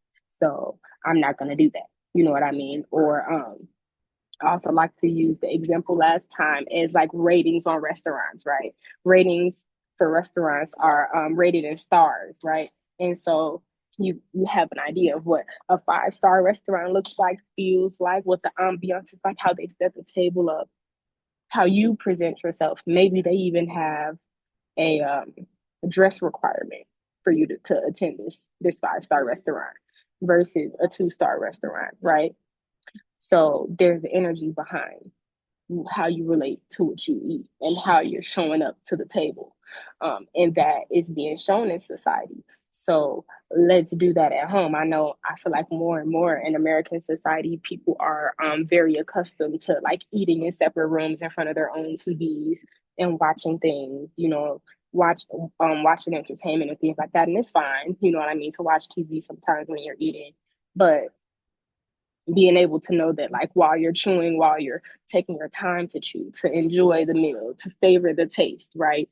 And honoring the spices and the herbs, honoring the hands that made the meal. That is all important too. But maybe this time on the random Tuesday in the middle of the day while you're eating lunch and you feel like you don't have time and you feel like you're rushing, but you know you got an hour and a half. Well, you got 10 minutes to go pull out some nice plates and forks, or you have some time to use that one napkin that you don't use. You know what I mean? You want to set the energy and the tone to even small meals throughout the day. So this is going to be a way for you to create a ritual or create a retreat. I like to use that word too, because it kind of feels like you're caring for yourself in a way that sometimes you might need to, sometimes people might feel like you need to take all of this time and energy, but you can create a retreat by turning the lights off when you're showering and lighting those candles, or having that incense burning, or putting the salt lamp in the bathroom, or maybe you just were out and you had some roses and you throw the rose petals on the bed just because, and you get right in the bed. Like you wake up, you throw them away. Like it doesn't matter, but you did that just because you wanted to relate better to the situation and how everything was going. So I think that relating to what you eat and what you're consuming is very important, even with water. For example, I bought a bunch of these little kind of glass mugs with a handle on them to take them everywhere as opposed to the regular mugs. But I kind of wrote little, I'm not sure if you guys can see this, but it says prosper on the top. So every time I'm drinking water out of this one, it says prosper. The other one might say love. The other one might say abundance. The other one might say safety. Literally, whatever it is that you feel like you need to manifest at that time. And then it comes in handy when you're just having a good day and you look down and you go, oh, you'll be able to reinforce that energy in your life. So giving yourself something to relate to at every moment as possible, and filling all of that empty space, or the space that we feel like we didn't even think that we had more time, or you didn't even think that you had more time to reinforce what you're manifesting while you're drinking water. You know what I mean? So using those times in between to reinforce your vibration, reinforcing that you have the permission slip to be exactly who you want to be. And then also knowing that you have access to somebody who is going to be right here with you, letting you know that it's happening. And then, of course, I like to close out with getting yourself some crystals. I know we're talking to a very advanced group of individuals, so we already know crystals are consciousness, crystals are energy, crystals are living beings, just like our words. So I like to use the connection of crystals, especially people who are privy to what a crystal can do, and use that as the same connection as words. And this is why it's important to get some crystals, because your words are living, breathing beings as well. And I wanted to share a quote actually behind this. I've been reading up on like certain I am discourses, and right now I'm kind of in the middle of Saint Germain's. And he said that thoughts and feelings are living, pulsating things, and they will go out into the universe and gather more like them and just come right back to you, right? So this is why we're adding more intention and adding more intuition behind every single thing we do. We got some crystals on you. I know I got a billion crystals around everywhere, sitting somewhere.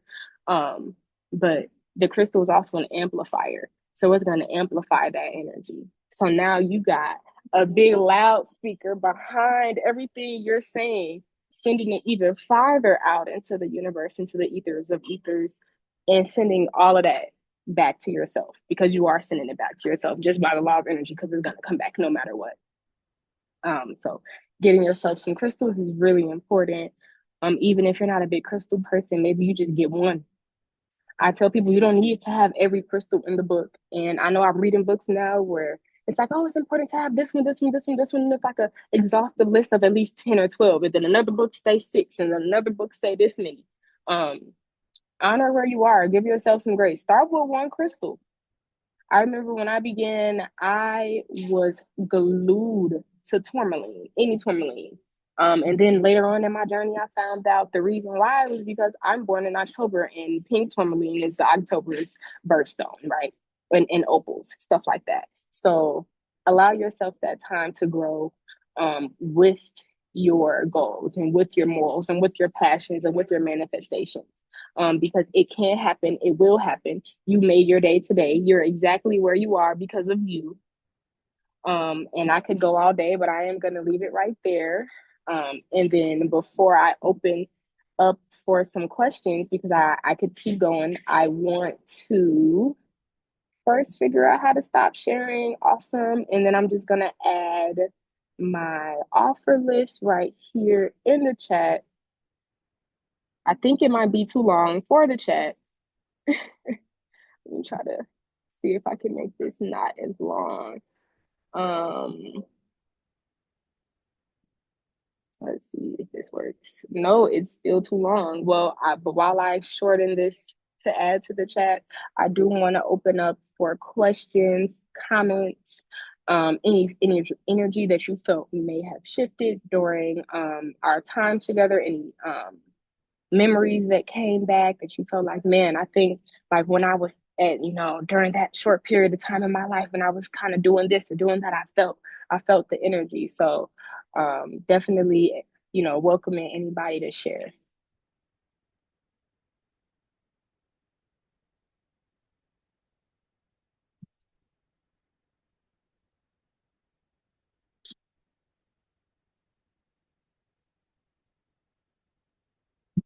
And I feel that I should be able to add in. Oh, this is the last thing that I can add in if no one has a comment right now. Try to send this. Awesome.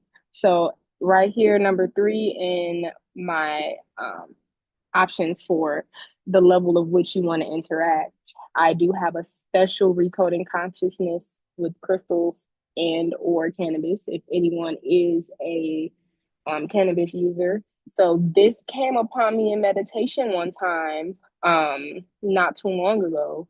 I realized that we have a world of cannabis users, and 9 times out of 10, there can be a more high vibrational way to co-create with any plant medicine.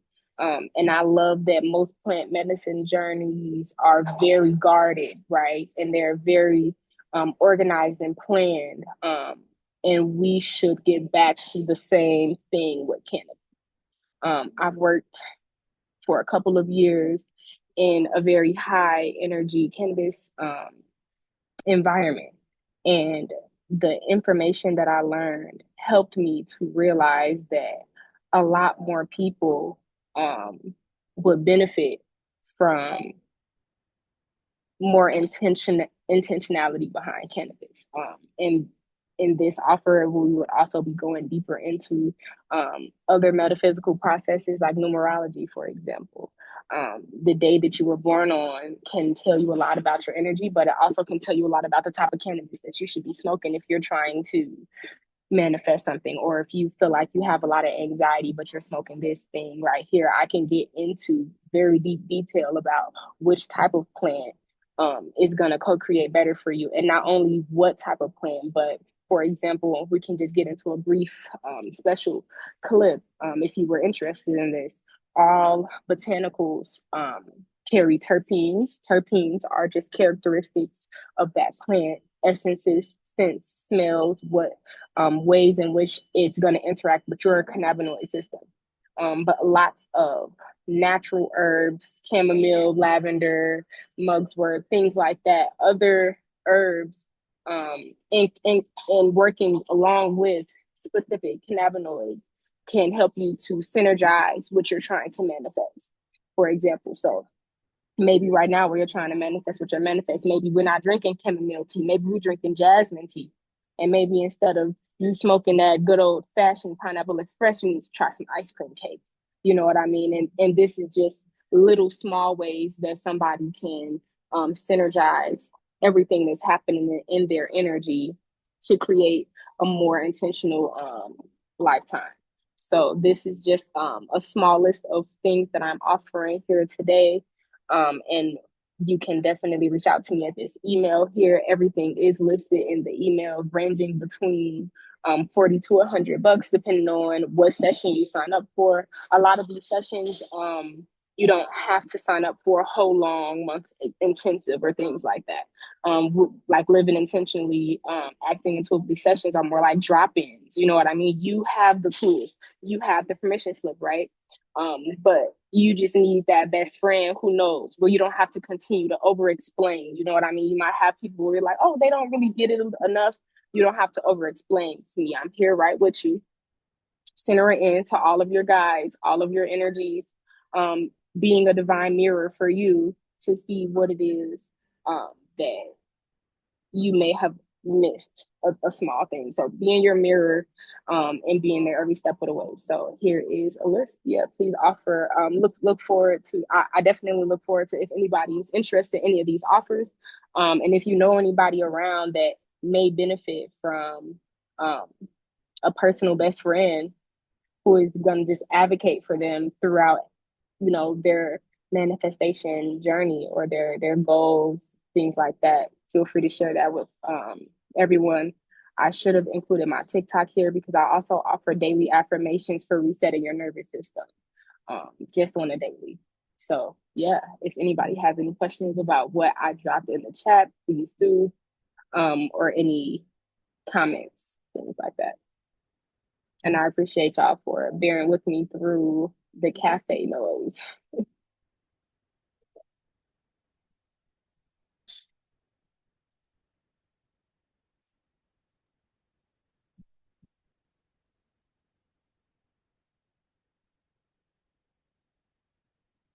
Yes, I see that Nelson's hand is raised.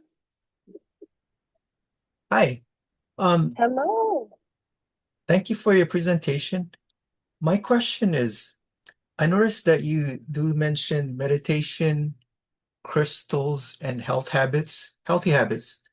Um, how does crystal affect us? I saw this comedy show and this comedian was making fun of people who deal with crystals. Mm-hmm. And the thing is, in our space, it's considered woo-woo, but in those who understand it as a vibrational material. Yes, How does crystal, for others like, that might not be aware of it, how does crystals manifest things like healthy things and yes. intentionality? So thank you for that question. And I get this question a lot, especially with people who are like, you're supposed to be my health coach and you're talking about crystals. Like, we're supposed to be talking about food. Um, but we can talk about even just the energetic of in the food industry, the use of wooden serving tools versus stainless steel serving tools versus plastic. You know what I mean? There is an energetic signature to certain metals and things that we use to build. So similarly, crystals have energetic signatures, and I like to call them like um, amplifiers, for example. So for example, if you're focusing on having a more upbeat lifestyle because you might feel like there is an energy of depression trying to follow you around, then a crystal who's going to amplify more happiness, right? Because it's going to be, crystals are set to certain frequencies. That's why we talk about music frequencies and what they can do to your brain for studying and things like that. It's going to kind of similar, it's going to be very similar with crystals. So for example, I know people that put crystals in their water, right? And certain crystals in their water. It's because you're going to amplify what it is that you're doing at that time, what you're thinking at that time. And it can be very helpful, especially when you're putting out a lot of energy towards what you're creating, right? Because now you have a personal amplifier and it's on your body, around your body, um, for that, for kind of seeing your goals and your passions happen faster, or have happening, with like kind of picking up the energy on the side of maybe where you might be lacking. So I like to see, crystals is just kind of like amplifying, helping you further down the line. For example, protection is a really big thing. Like I know that people who are really, really big into crystals, know about crystal grids that people might have, use in their homes, for example, to fortify safety, things like that. So you might want to feel more grounded on earth. You might want to feel more alive and more here.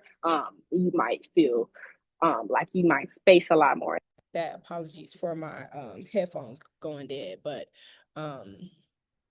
having a crystal is very important for, you know what I mean, especially when you're creating something new, is having an amplifier, in an amplifier where you don't have to like do anything, like you don't have to like go do a bunch of work behind it to get the amplifying going. Like you just have to hold it. You just have to be there because your body is a crystal, you know what I mean? So, you know, you might go to places and people are like generally charged by your energy and things like that and make you feel good. So, it's happening in the background.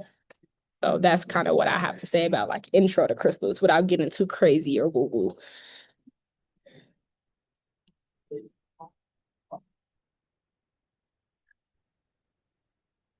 These heifers are dying because they are getting old. Oh, thank you, Kay. I did see, your message in the chat. Thank you for being here and for listening. Yeah. Yes, I think you've done a great job, Lydia. Awesome.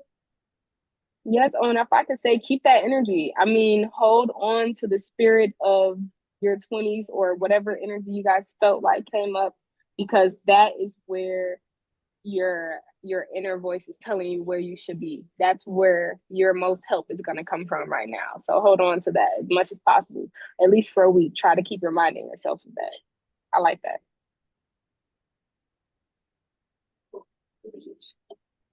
I use a lot of crystals myself, so I completely understand what you're talking about, frequencies and everything. Yeah, there's so much in life that is frequency.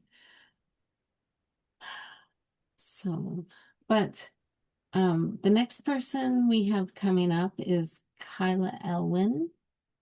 She's a very talented woman. I will let her explain to you all that she does because she's just great. And Kyla, I will ask you to take it away. Hi, can everyone hear me? Yeah. Hi, thank you for having me. This has been a lot of fun. Awesome. So, I do a lot of stuff, okay? So, I'm gonna hit the top and work my way through my list. And then I'm gonna go back and read and touch on a few things a little bit more in depth. And please ask as many questions as you want as we go, okay? Um, First things first, I'm here in Vancouver, BC, and over here in Canada. And I've been practicing magic witchcraft my whole life. My parents passed that down to me, and it's just been a way of life. I was raised in a cult, one of the biggest cults in North America. I don't follow per se the path that I was raised, but I did absolutely adopt those ways for my way of life. So now I'm an occultist and an occult teacher. I teach all methods of witchcraft. I have hundreds of students and clients all over the world, thanks to uh, video messenger and Zoom and all that kind of stuff. Above all else, I read tarot, traditional tarot. And I started reading tarot when I was 11 years old. My dad gave me my first deck because he was tired of me always playing with his. And I just had a natural gift for it. Tarot runs in my blood. It's my DNA. It is my second language, and I'm extremely passionate about teaching it as well. I've noticed that tarot has been getting lost in all the new age culture, with all the new oracle decks and all that. And oracle's fine, but I don't know how many times have you gone for a tarot reading and they whip out an oracle deck. That is not tarot. Tarot is an absolute sacred art, and it seems to be slipping away. Many times I've gone to try out other tarot readings, and sure, they might have laid out a card or two about tarot, but then just gave me some offhand, advice, right? Just the cliche advice. And it absolutely frustrates me to no end. So I take it extremely seriously, and it's my passion, and that's what I do all day, all over the world is read tarot, and I teach it as well. So we'll get into that a little bit. I'm also an ancient Egyptian Sikkim third degree high priestess, and I'll read you a little bit more about that. And that's a healing modality as well as spell casting and magic for the greater good of all. My day job, I'm a licensed mortician, postmortem surgeon, and funeral director of 22 years. So I'll get into that. I'm also a certified master of funeral ceremony. And I specialize in pagan and metaphysical and old world funeral rites. So we'll get into that. I'm also a pagan ritual facilitator, especially with moon rituals. I do new moon, full moon every 2 weeks. For I have quite a collective, and we do that on Zoom, so you don't even have to leave your house, and it's pretty powerful stuff. I'm also a professional paranormal investigator and psychic medium, and I do house clearings and I cross spirits over. And I'll read out to you guys some stuff about that. I'm also an artist, and I'm a 3 times published author, and I'm also a certified parapsychologist. So I wear a lot of hats, and I take the occult and the cult way of life very, very seriously. Um, so where should we start? Let's start with my books, I guess. So my first book I wrote, it's Tarot Etc. is my company name. I've had that name since I was 12. People are always like, that's a stupid name. You should change it. And you know what? I never will. It's because I do tarot, etc., etc., etc. Everything else under the umbrella falls within that. So all my books start with tarot, etc. And my first one is Tarot, etc. I Am Witch. And this goes into some of my family history about what they went through. But mostly it's about being a dark worker and a light worker, and how some of the greatest light workers I know have to go through the worst of the dark. When you shine so bright, people are always constantly trying to put that out. And through my experiences and the things that I teach you how to shine brighter. If you can try to light up the path for others, and if they don't follow, you turn that up and you burn out their eyes. You don't ever dim your light. Okay. So this book is full of drama, tragedy, but it's about winning in the end. And it's about authenticity and holding that to yourself and your true authentic self. For all magic is different. One of the first things I tell my students is to throw the rules out the window. Every single witch's magic comes from your heart. No two of us are the same. So why wrap rules around that? You're just setting yourself up for limited beliefs that might not even apply to you. So start with what comes natural, and you have to trust, trust, trust. And my second book is On All Realms. And this book is all about being a mortician and a psychic medium, and all the trauma that comes with that, for everywhere from the morgue to helping the families to the spirits showing up, and all the dirty behind the scenes stuff that goes on in the funeral industry, to which I could just not turn a blind eye to anymore. So I left corporate funeral about 10 years ago now, but I'm still licensed with a family owned, but I'm starting to retire now after 22 years. But oh my God, I've seen some shit. So I call everybody out and I write the stories. And this is also about a lot of my paranormal journeys across the world. I've done 3 weeks in New Orleans, 3 weeks in Salem. I did the Overlook Hotel, the Myrtles Plantation, and across Louisiana, all kinds of places. So I write about that in here. And I'm also co-creator of the Steveston Ghost Walks. Now, Steveston is my hometown. It's a little sleepy seaside town on the west coast of British Columbia. And me and my good friend Lynn we used to teach psychic development classes together. And during one night, during class, the spirit of this man kept coming into our circle. So finally, Lynn asked him, "What do you want?" We had to stop the class. And this spirit that walked into the class was very upset about all the construction that was going on in our hometown. And he gave us his name. He said that he died of liver disease and gave us all these details. And then he left. Well, I went home and I was very excited about this ghost that came to psychic class. And I started telling my husband, and I was like, he said his name was Kaboogie or something like that. And my husband stopped everything. He's like, "Did you just say Kaboogie?" And I'm like, "Yeah." He's like, "Oh my God, I think my mom knew him." I'm like, "No way." Like, it's just amazing when these things start to come together, right? So he phones his mom, who's practically 100 years old, and she's like, "Oh yeah, Kaboogie. His name was Larry Wilson, and he used to be the bootlegger in town.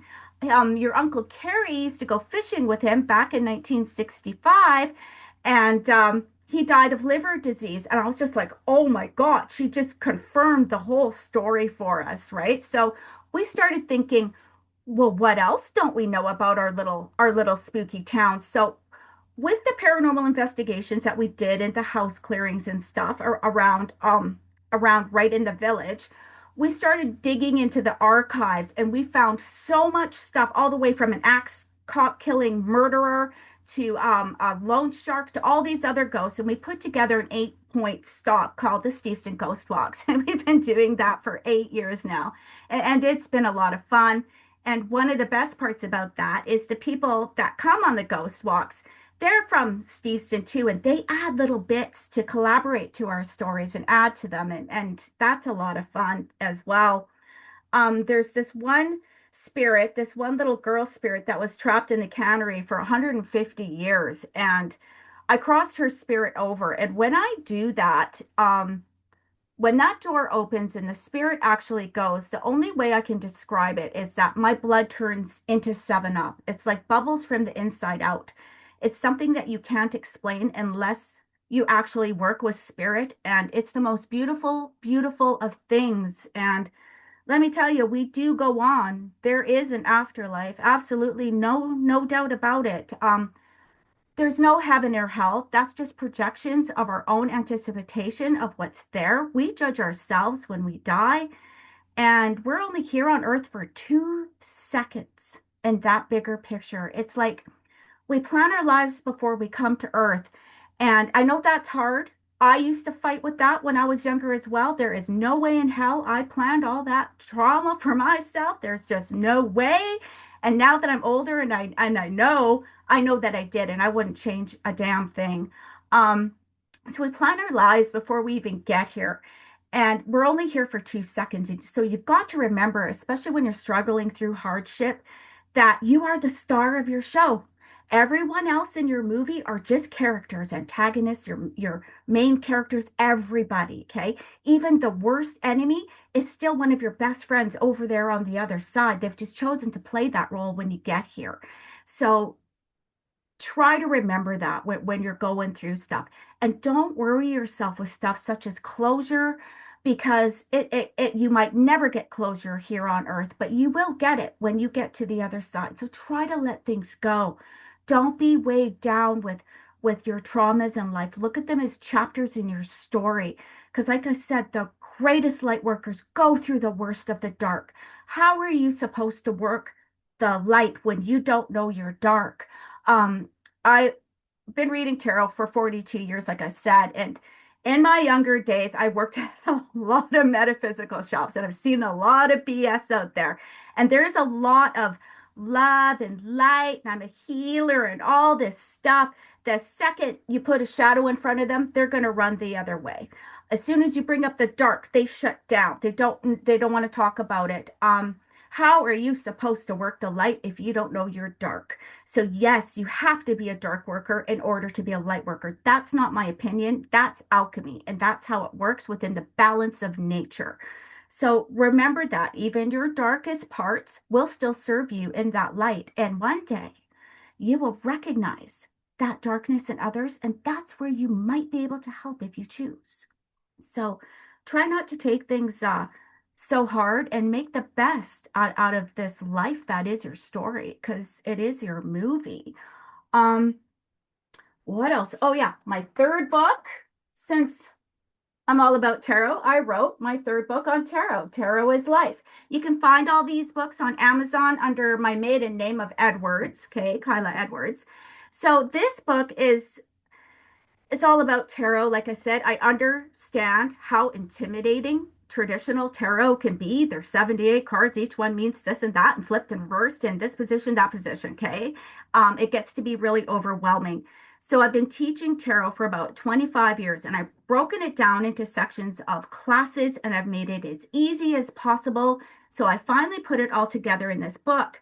And there all the drama about working in this field. You attract a lot of sick people, and especially in some of these metaphysical shops and stores, there's lots of ego and things to look out for, and you need to have boundaries, or otherwise people will walk all over you. So I've outlined quite a lot of that in this book as well. It's very real about getting into this and how you can construct that.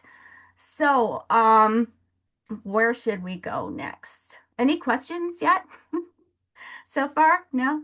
Okay, I'll just keep going. Let's see here.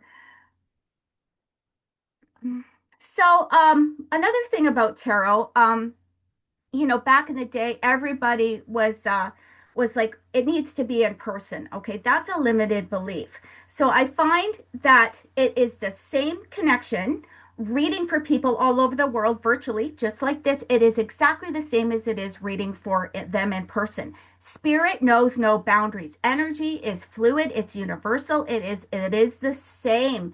And there's also a couple of extra bonuses with reading like this. So back to the paranormal stuff, I'm sure you've all seen shows. You know how you can capture things digitally, right?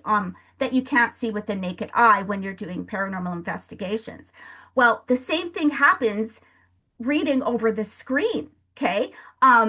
You you'll hear things. Like I was reading for this one person and he asked me a question and this voice came out of nowhere and answered him. And I was like, wow, did you hear that? And his eyes lit up like this, like just couldn't believe it. So you get those bonuses. Spirit knows how to manipulate electronics really easy. Another time I was reading for a client and her bedroom door opened and I saw this woman come in and it looked like she had some clothes and she was putting some laundry away. And I was like, oh, I'll just wait till they leave.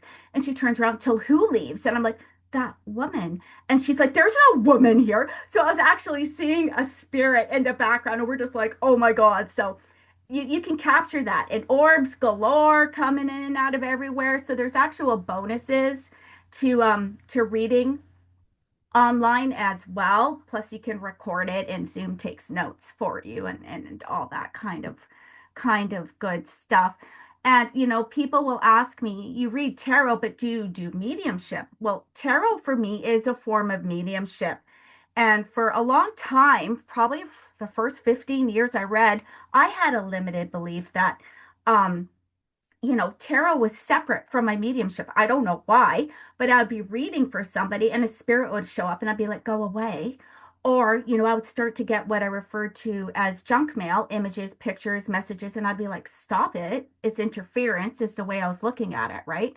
Until much, much later, my friend Lynn was like, why do you do that? You're a medium, your tarot's mediumship. And I don't know, I never thought of it like that. So she's like, you need to trust those images and that junk mail. You need to trust. And I was like, okay. So the very next day, I'm reading for this woman and she's sitting across from me. And sure enough, this little old man jumps up behind her in spirit and he's waving at me. And I'm like, okay. And I hear Lynn's voice, trust, just like Obi-Wan Kenobi to Luke Skywalker in Star Wars. Right? I'm like, so I'm like, okay. So I'm like, oh, it sounded so cliche. I'm like, there's older gentleman behind you. And I described him to a T. And she's like, oh, yeah, that sounds just like my dad. And I'm like, okay. And then the next thing I knew, the junk mail, the interference started coming. Also, I was getting bombarded with pictures of pots and pans. And there's Lynn again, trust. So I'm like, for whatever reason, he's showing me pictures of pots and pans. And the client just freaked out. She's like, oh my God, the last gift my dad ever gave to me before he died was my dream set of pots and pans. And that changed the way that I read tarot for the rest of my life.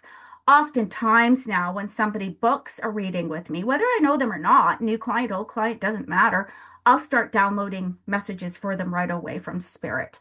Um, and it's quite incredible. And then we'll get there and I'll tell them the messages, or I will start delivering messages before I even flip a card, and then my cards will just back up what I said most of the time. So it's quite fascinating. Mediumship is something that I never promise. There's a lot of elements involved in actual mediumship, whether, somebody was talking about frequency before. I think it was you, Lydia. Everything runs on frequency. Everything is like TV channels. Either you're on this channel or that channel. And if that spirit doesn't want to communicate, they don't want to communicate. If they're off doing something else in the afterlife, they might not be available for that communication. So there's a lot of hit and miss there, but when it happens, it's magic. And there's absolutely no denying it. So, whether they can contact that actual loved one that they're looking for, maybe, maybe not. But there definitely will be a message from somebody else up there, over there from them, or their own spirit guides. And that's also something that I teach in psychic development, is how to connect to your own spirit guides. It's a lot easier than you think. You're always talking to them anyways. There's a lot of overthinking when it comes to your magic and your abilities. It's natural for you to do this stuff. It's society that's changed your channel. It's never gone away. For most of us that are super psychic and all of that, guaranteed something scary happened when you were little, right? Saw something, or something happened, the corner, the closet opened or something, right? Well, those things happen, so you remember them when you get older, that there is something else to come back to, right? And then we go through school and they program us, and then we become parents and careers and everything else, and all our magic gets put on the back shelf, but it's always there. All you have to do is change the channel to get back to it. It's us that changes, not your magic. So that's always something for you to always get back to all the time. With house clearing, so you can imagine my inbox, right? Have a ghost, have a ghost. Half the time I get there, it's not even an actual spirit. Most of the time, it's just energy from previous events. They can stain. I call them stains. Something bad happens somewhere, it will stain the energy of that place 100%. So when I go and there is no spirit, stains are easy breezy to clean up, and that energy shift is really easy to do too. Spirits are a different story. People forget that they're people. They're invisible, they're in spirit, but they're still people. And try to talk to them as people. Sometimes these spirits, they haven't had a conversation with somebody in 200 years. People scream at them, swear at them, tell them to F off, and, freak out, and it's bad and scary all the time. And they just need somebody to explain things to them, because most of the time they are confused. And when I do that, they cross over in no time. A lot of them are afraid of the religion thing, of the heaven and hell.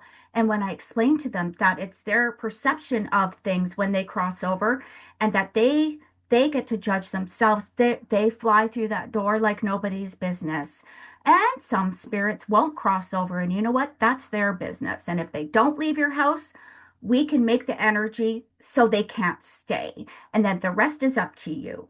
I can leave your house squeaky clean, but it's up to you what you let in and out that door moving forward. That's going to be the end of your result.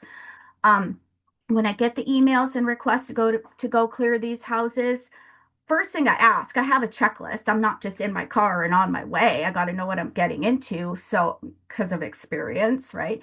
So I ask them, are there any drugs in the house, alcohol, violent relationships?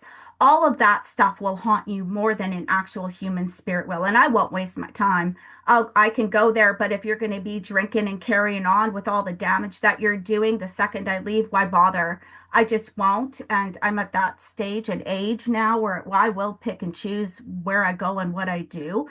My energy isn't available for everybody anymore. And that's just wisdom kicking in. And, if you can't help, you got to help yourself. You cannot help people that won't help themselves. Some people are addicted to their illness, their sadness, their victimhood, and all of that. And there's only so much that you can do because everything runs on free will, choice, and consequence. It's that easy.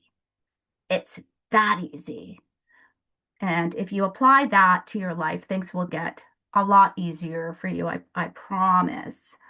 Um, any any anything else? Any other questions? Nope. Okay. Let's see here. What else? Classes are interesting. I used to do big in-person classes all over the place.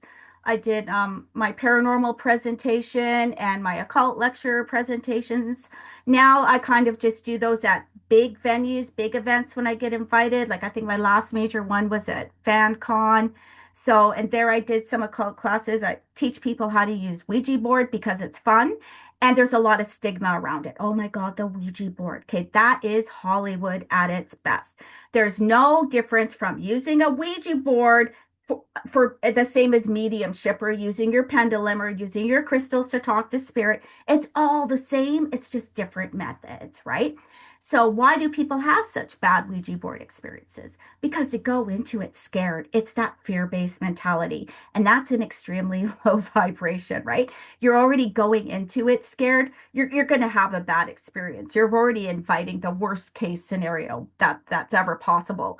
Ouija boards are nice and slow, way too slow for me, but for the beginners to build up your courage to talk to spirit, I think it's a lot of fun. So I break the ice with that. It certainly weeds out the serious from the curious, that's for sure.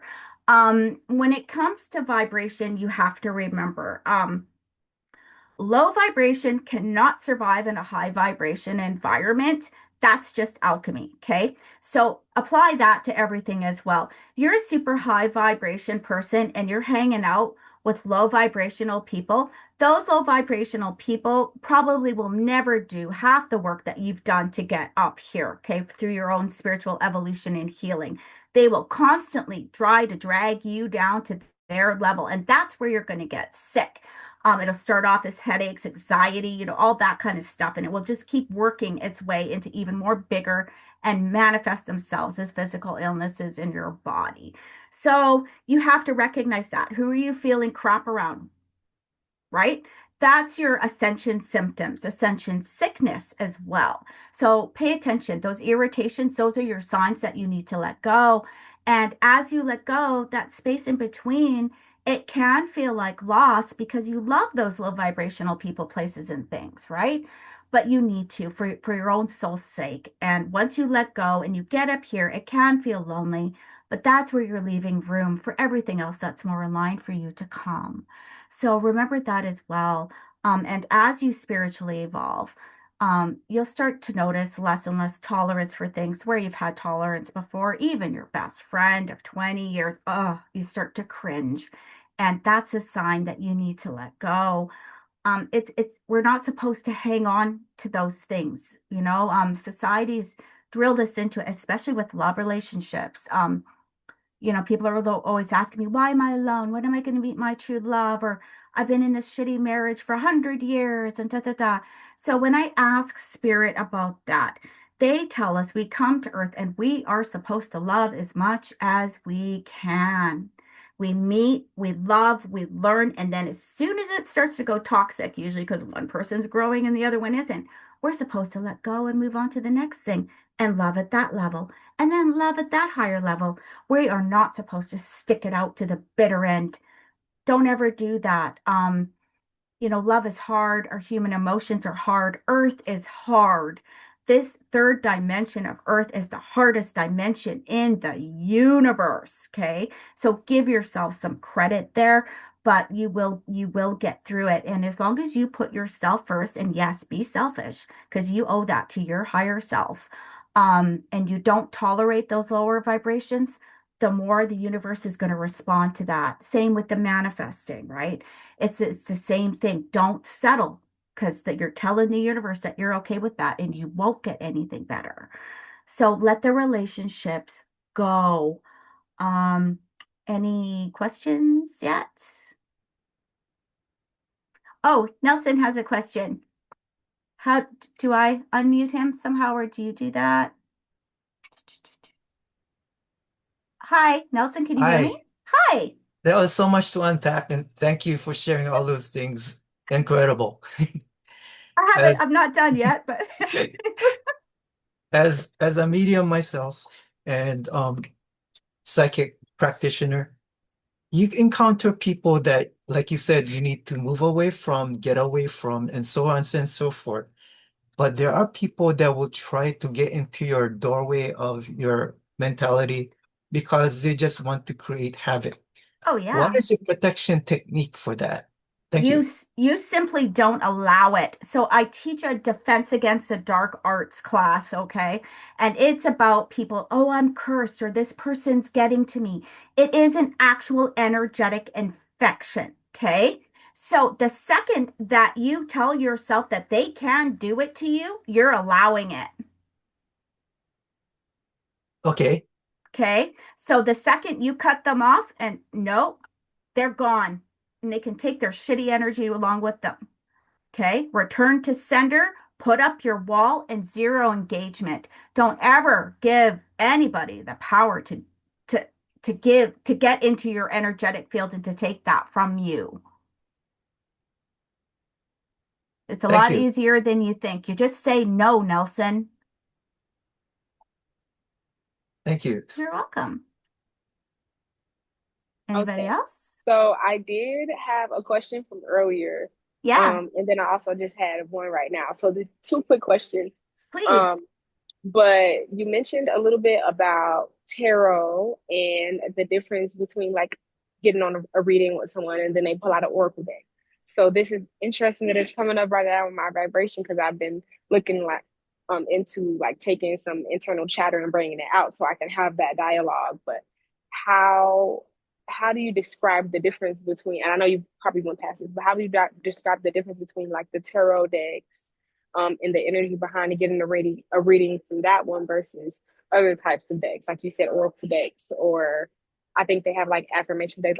I'm not really too sure about the logistics, so I was like kind of wanting to know about the differentiation if you have some Oh, time to get into I'm that. glad you asked because that is Yes. very important question. So tarot is a sacred art. Okay, they're not even sure where it comes from. There's all kinds of rumors for go hundreds of years to centuries ago. Okay, and tarot is it's built up of the small arcana and the major arcana. Okay, Okay. that's Okay. one huge difference.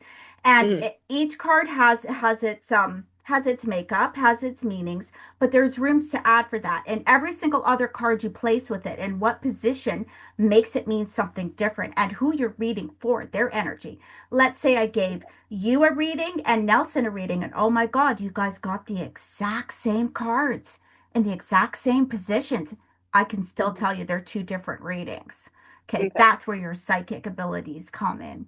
You'll Mhm. be able to feel your way through. Now, Oracle deck, each Oracle deck is someone's impression, it's their art and their wisdom that they've personally challenged. Okay. Same with affirmation decks. They come from somebody who's channeled them or has been inspired to create. Their art is what they're, their form of maybe mediumship messages that they've downloaded and created an oracle deck. You are the oracle. Let me make Mhm. that very clear, no matter what you're reading. Okay, and then my this is so helpful. Thank you so much. And then Yeah. my second quick question just came from when you kind of mentioned like apparatuses, and I just wondering how you would suggest for like other metaphysical practitioners or just anybody to differentiate between what it is. Like I know there's a feeling sometimes, but like how do you differentiate between like, oh, like is it the board, is it the cards, is it the pendulum, like is it the crystals, like what is it for me? Like do you have anything to suggest about? You mean like how do you pick one? Yeah, like You will differentiating be between. called. You Okay. will be called to it. Have students ask me that all the time with what book do I read? Oh my God, Right. there's millions of witchcraft books out there. You just start with one. Okay. Mm-hmm. You learn all about it. Say you read a book this thick and you get one paragraph out of it that resonates in your soul. Good for you. Throw the rest out the window. Everything that you read is just somebody else's opinion and how it works for you. Okay. Create your own. If you're being called towards pendulums, go to the pendulum. If you're being called to that tarot deck, go to that tarot deck. If you're being called to automatic writing or fire scrying or whatever it is, go for it. I have this class where I have about 8 different methods of mediumship, from water scrying, fire scrying, pendulums, crystal balls, Ouija boards, all of it set up. And after a presentation, I give all the students 3 minutes at each station so they can connect and see what works for them. Is it the obsidian mirror or is it the crystal ball? Totally going to be up to you and the way that you receive your magic. Okay. Thank you so much. Oh yeah, you're welcome. You're welcome. Nelson, you got another question? Yes, thank you. Hi. Okay, like you said, there are a million books on tarot, and I've encountered many of them, just a fraction of it. I treat the cards with great respect and sacredness. Some of them ask you to put a silk cloth on the table and so on and so forth. Some say store the cards in such form in the, with silk bag and all that. Since you're an expert on that, what is your take on that? So, again, those are rules, okay? Somebody thought it might be a good idea to wrap it in silk. If you feel it in your heart to wrap it in silk, go ahead, but throw the rules out the window. There's all kinds of myths around there. Oh, you can't buy your own tarot deck. That's the biggest bunch of bullshit I've ever heard. Go ahead, buy your own decks. If you want to keep your tarot in a box, keep them in a box. And you're right, each card is sacred. It is a lifelong relationship with your deck. You get to know every single card as one of your best friends. Okay? Take one out, take it with you. Try to relate those things. If you read a tarot book and you're getting messages, that's what that card means. It will. And you watch out because you will evolve over time. You will add meanings and then the meanings will come different when it's placed with this card and that card. Okay. But don't ever get confused or overwhelmed. Like I said, it's a lifelong relationship. And the more you practice, the more you will get to know your cards and the more confident you will become. But you don't have to follow anybody else's rules as long as yeah, you're treating it in a manner of respect. Okay? Thank you. Yeah, you're welcome. You're welcome. So yeah, my third book, I make it easy, easy, easy breezy. Okay. Even if it's just your first introduction to tarot, check it out. It brings things into perspective for you. It's not fancy at all, but it's real and it's honest and it's not confusing whatsoever. I've had a lot of great feedback from students, this even people that cry, saying that they could never understand tarot before until they took one of my classes. And it's not just a book. I teach online as well. Like I've got a 2-hour foundation tarot class. And then what do you need after that, right? We'll do our lessons after that, but everyone's going to be different. Are you struggling with the high arcana? Are you struggling with the low arcana? Are you struggling with the court cards, people have a problem with? Or most of the time, people struggle with the articulation of actually putting the story together in front of them and how to deliver that to them, to their clients or even to themselves. And that's tricky as well. Even the most seasoned psychics or tarot readers will have a problem reading for themselves because we tell ourselves what we want to hear all the time, right? We'll second guess it. Oh no, but so it works around that and how to be real with yourself. And how do you be real with yourself is you never forget you have a higher self. You've got you, and then you've got your higher self there always. Our souls are multifaceted. And this here on earth is just a tiny piece of who you actually are. So when you get stuck or when you are having a hard time telling yourself the truth, like in a tarot reading for yourself, call on your higher self. They'll never lie to you. And the way you know the difference is go somewhere quiet, right? And just settle in, feel your body, calm down, tell yourself a lie. You're going to feel it in your body. For me, it's right in my belly button. Then tell yourself the truth about something. You're going to feel that difference. And once you learn how to do that, you'll never be able to lie to yourself again. It's that easy. So you can use that in practicing your magic as well. And, same with spell casting and stuff. Everything from lighting the candle to the incense to the magic words and the chanting, those are all just things, steps to get you into that frame of mind to will your will. Okay, they're great. They just build you up so you can achieve your goal through your own power of manifestation. I don't have to do that anymore. I just think about things now and they happen for me. And a lot of people are natural manifestors. They don't have to go through the steps of ritual or spell work either. They just think about stuff good and bad. And that's where you've got to be careful too. You got to catch yourself. When you catch yourself thinking of that bad stuff, like it happens to the best of us, right? You'll be in the shower, driving your car, doing the dishes, and the next thing you know, you're in some fantasy argument, you're reliving some kind of trauma, right? And you're like, oh my God, what am I thinking? That's your first line of defense. Oh my God, what am I thinking? Okay. I have this imaginary box, and when the darkies come, that's the thoughts, I grab it and I throw it in the box, and you immediately replace it with something else, something good, anything else that makes you happy. Oh, look, there's my cat, there's my new dress. Doesn't matter what it is. And you flip the script, and 21 days, just like anything else, you will create new pathways. That darkness will always take the path of least resistance to your mind just simply because you've allowed it to for so long.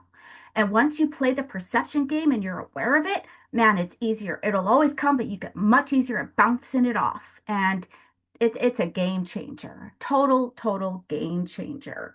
What else did I want to talk about here? So, oh my God, the time's just going by so fast. So I want to talk about Sikkim for a minute. So Sikkim, it's ancient Egyptian. It's a form of universal energy that was originally used for healing purposes in ancient Egypt. The energy heals on the physical, emotional, mental, and spiritual levels with a focus on your heart center. It's similar to Reiki, but operates on a higher vibration and heals on a much deeper level. Reiki uses the one element of earth, while Sikkim uses all four elements of earth. Why not use all four elements when they are there for you to use? I never understood that, okay? Even if you are a Reiki healer, that's great. There's nothing stopping you from incorporating the other elements into your work as well.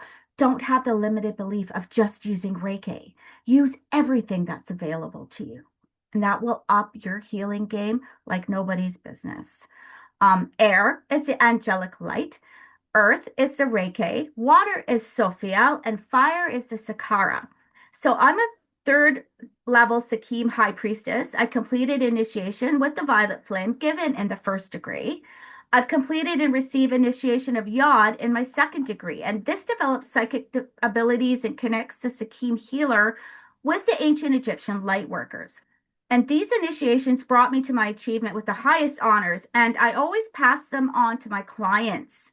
Um, and it's very powerful sessions following in alignment with our higher beings who work to fulfill the divine plan of life here on earth, your life. So I incorporate this ancient Egyptian healing magic into 7 spells that will leave you on a higher level of your spirituality. And I don't have to do this in person either. I can do it right over the screen. You can do anything virtually. All magic is remote. I cleared a house in Ireland last week. Okay. I don't have to be there to do that. You don't ever put these limits on yourself. You can do whatever you want as long as you can believe that you can do it. The first spell of the 7 releases a karmic debt in this life. You have the ability to renounce the karma you signed up for. Did you know that? I don't want this karma anymore. Screw that life lesson plan. You're allowed to do that here. Okay. So the first spell releases that karmic debt. The second spell releases the memory of trauma and karmic debt stored in the cells from past lives. The third one is mental healing to clean your mind, for we know that when we alter our thought patterns, we change our lives. The fourth spell is healing of the heart to release emotional blockages, resulting in higher emotional intelligence. And emotional intelligence is something amazing because we don't have much of it on this planet. So once you get that going, you're in a different league altogether. The fifth spell is connection to the earth and the blue electromagnetic energy within the earth for grounding and works well also for financial abundance because financial abundance is connected to earth. Earth is the only dimension where we need money. Okay. The sixth spell, manifestation abilities for your highest and greatest good. And the seventh spell is connection with the ancient ones and guardians that will increase your own psychic and mediumship abilities. So, in combination with Yod and the Violet Flame, these Sakim spells are very powerful and they will change your life if you allow it. All you have to do is sit back and receive it. You know, whether you wish to clear old energies and blockages or upgrade your psychic abilities, then this would be for you. Um, I do a brief orientation before we begin so I can explain the amazing after effects because there is after effects. When your vibration changes, it does affect you physically, and there are things to watch out for because you're not the same after this stuff, and you'll never be able to look at people the same way again. It changes everything.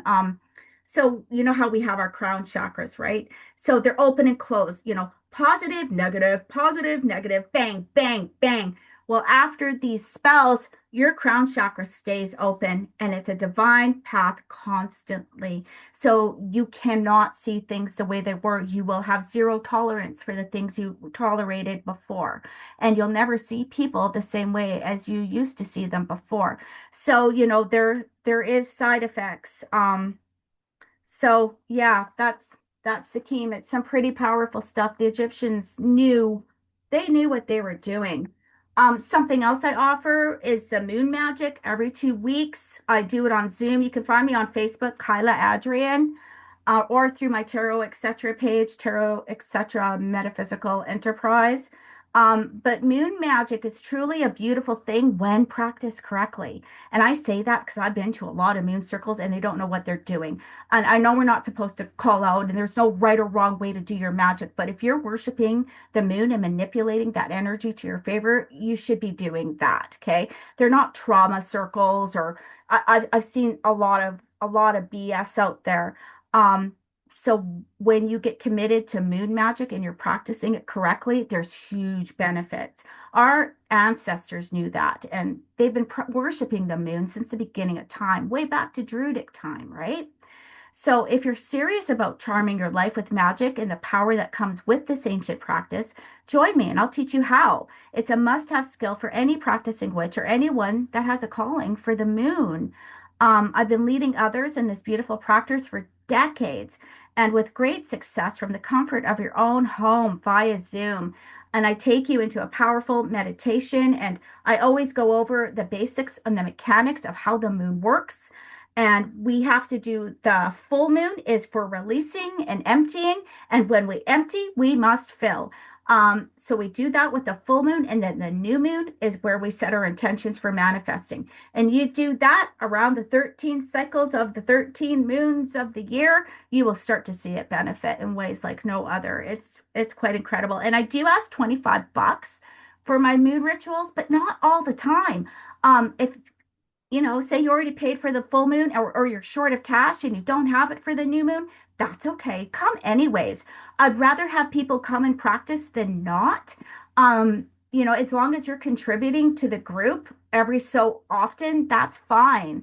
I've got a Facebook chat group for that too. I do most of my advertising for that on Facebook, and we've got participants all over the world, Trinidad, San Diego, a couple more in Europe. So the groups are anywhere from, I think the lowest count's been 8 all the way up to 26 last week. So it's totally up to you. All you need is a piece of paper to burn and create your own ambience, and off we go. So, but yeah, and like I said, I've got hundreds of tarot clients all over the world, but I'm always room for more. It's what I do. Tarot's in my blood. It's my calling. It's my most thing that I'm most passionate about. It's always been there. I've heard of burnout all the time. I've seen lots of readers drop off because they're burned out. That doesn't happen to me. I've never been burned out. Never. I almost get high off reading tarot. I get sick if I don't read tarot. So, it's part of who I am. Tarot sessions are 30 minutes.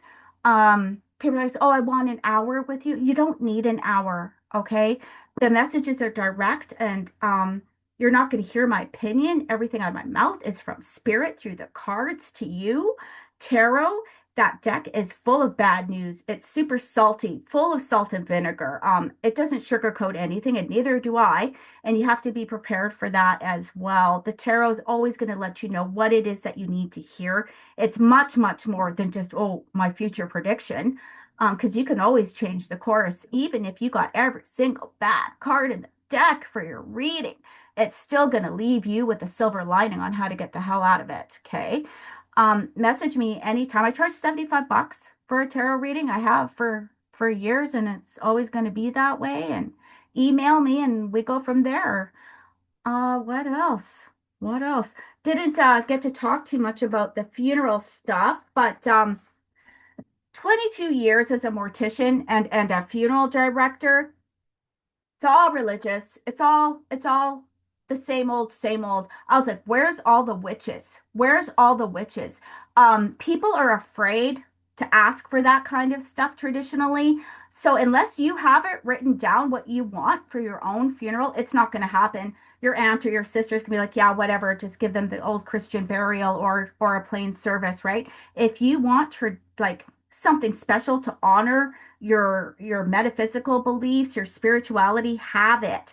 So the importance of funeral service is about honoring diverse beliefs through your personal experience and reflecting on 2 decades as a licensed mortician and funeral director. And I'm also a certified funeral celebrant. And the need for inclusive ceremonies, I think, is screaming. I never saw one in the 22 years I was there, not one crystal, nothing. The Buddhists, they get together with some chanting and some pretty cool stuff. There was a couple indigenous funerals that were really cool that honored spirituality, but I never saw anything for the witches. Funeral services are more than rituals marking the end of a life. They are deeply meaningful gatherings where family, friends, and communities come together to remember, honor, and celebrate the unique journey of the deceased. Over my 22-year career in funeral services, I started with coroner call service in 2004. I have now witnessed ceremonies, and I know how I can provide comfort and foster healings and serve as powerful reflections of the beliefs and values held by those that we remember and the way that they would want to be remembered. Yet, despite our society's growing diversity, many spiritual paths, especially pagan, Wiccan, metaphysical, alternative traditions, Satanists, even, nothing is off my table. They remain underrepresented in funeral practice. Um, and I offer that. So, the challenges that the families face when requesting non-traditional ceremonies and the vital role that specialized funeral celebrants play in honoring the dead authentically. I want to be a safe place where people can come and have these things honored for themselves, right? Um, Every funeral is unique because every life is unique. The choices made in planning a service, location, the readings, the music, the symbols can powerfully reflect the personal passions and spiritual beliefs of the person being honored. When families are encouraged to incorporate personal touches and traditions, even a simple ceremony can become a profound celebration of a well life, special lives that have been lived, especially with magical elements involved. Um, over the years, I've seen families find solace in rituals that resonate with their loved ones' beliefs, whether Christian, secular, or otherwise. It depends what you're doing. There's so much of that. That's why I just specialize in pagan rituals, death rituals now for sure, because people are afraid to ask for them. And I kind of want to bring those traditions back because they're quite powerful and they're beautiful.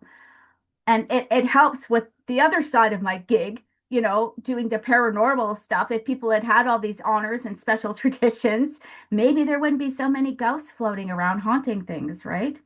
So it's all important. It all comes full circle for me and what I do. I have noticed a reoccurring pattern. Mainstream religion and secular services far outweigh the request for pagan, Wiccan, Old Norse, any of those things.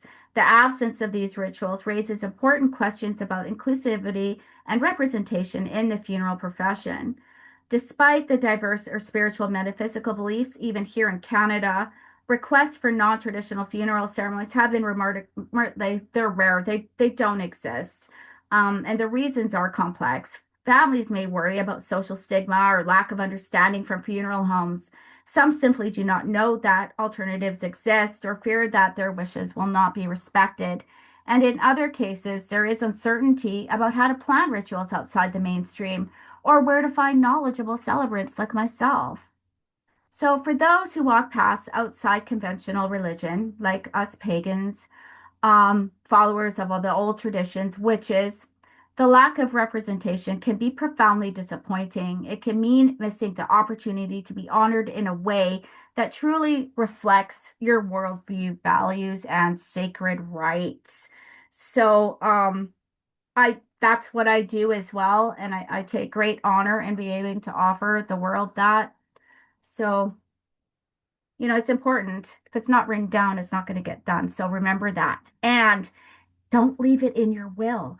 Oftentimes, the will gets read long after the burial or the funeral as well. So, any questions about that, message me anytime, anytime. So we're coming up to the end here. Anybody have any questions? If you don't feel comfortable asking here, email me anytime. My email's right there in the chat. Message me anytime, and I'll be happy to talk to you for sure. And that's it. If I start now, I'll go on for another hour or so. I think you've done amazing. Like, Okay, good. yeah, I'm just so glad that you came. Oh, thank you. Because like this whole thing has been extremely informative. A lot of it resonated with me. So it touched me on a personal level as well. And I know that all the participants appreciate it. And yeah, it's just been wonderful. Oh, And good. you're an amazing person. Oh, you are too. Thank you. Thank you. Yeah. Well, thanks for having me. Thanks for listening to me, blah, blah, blah.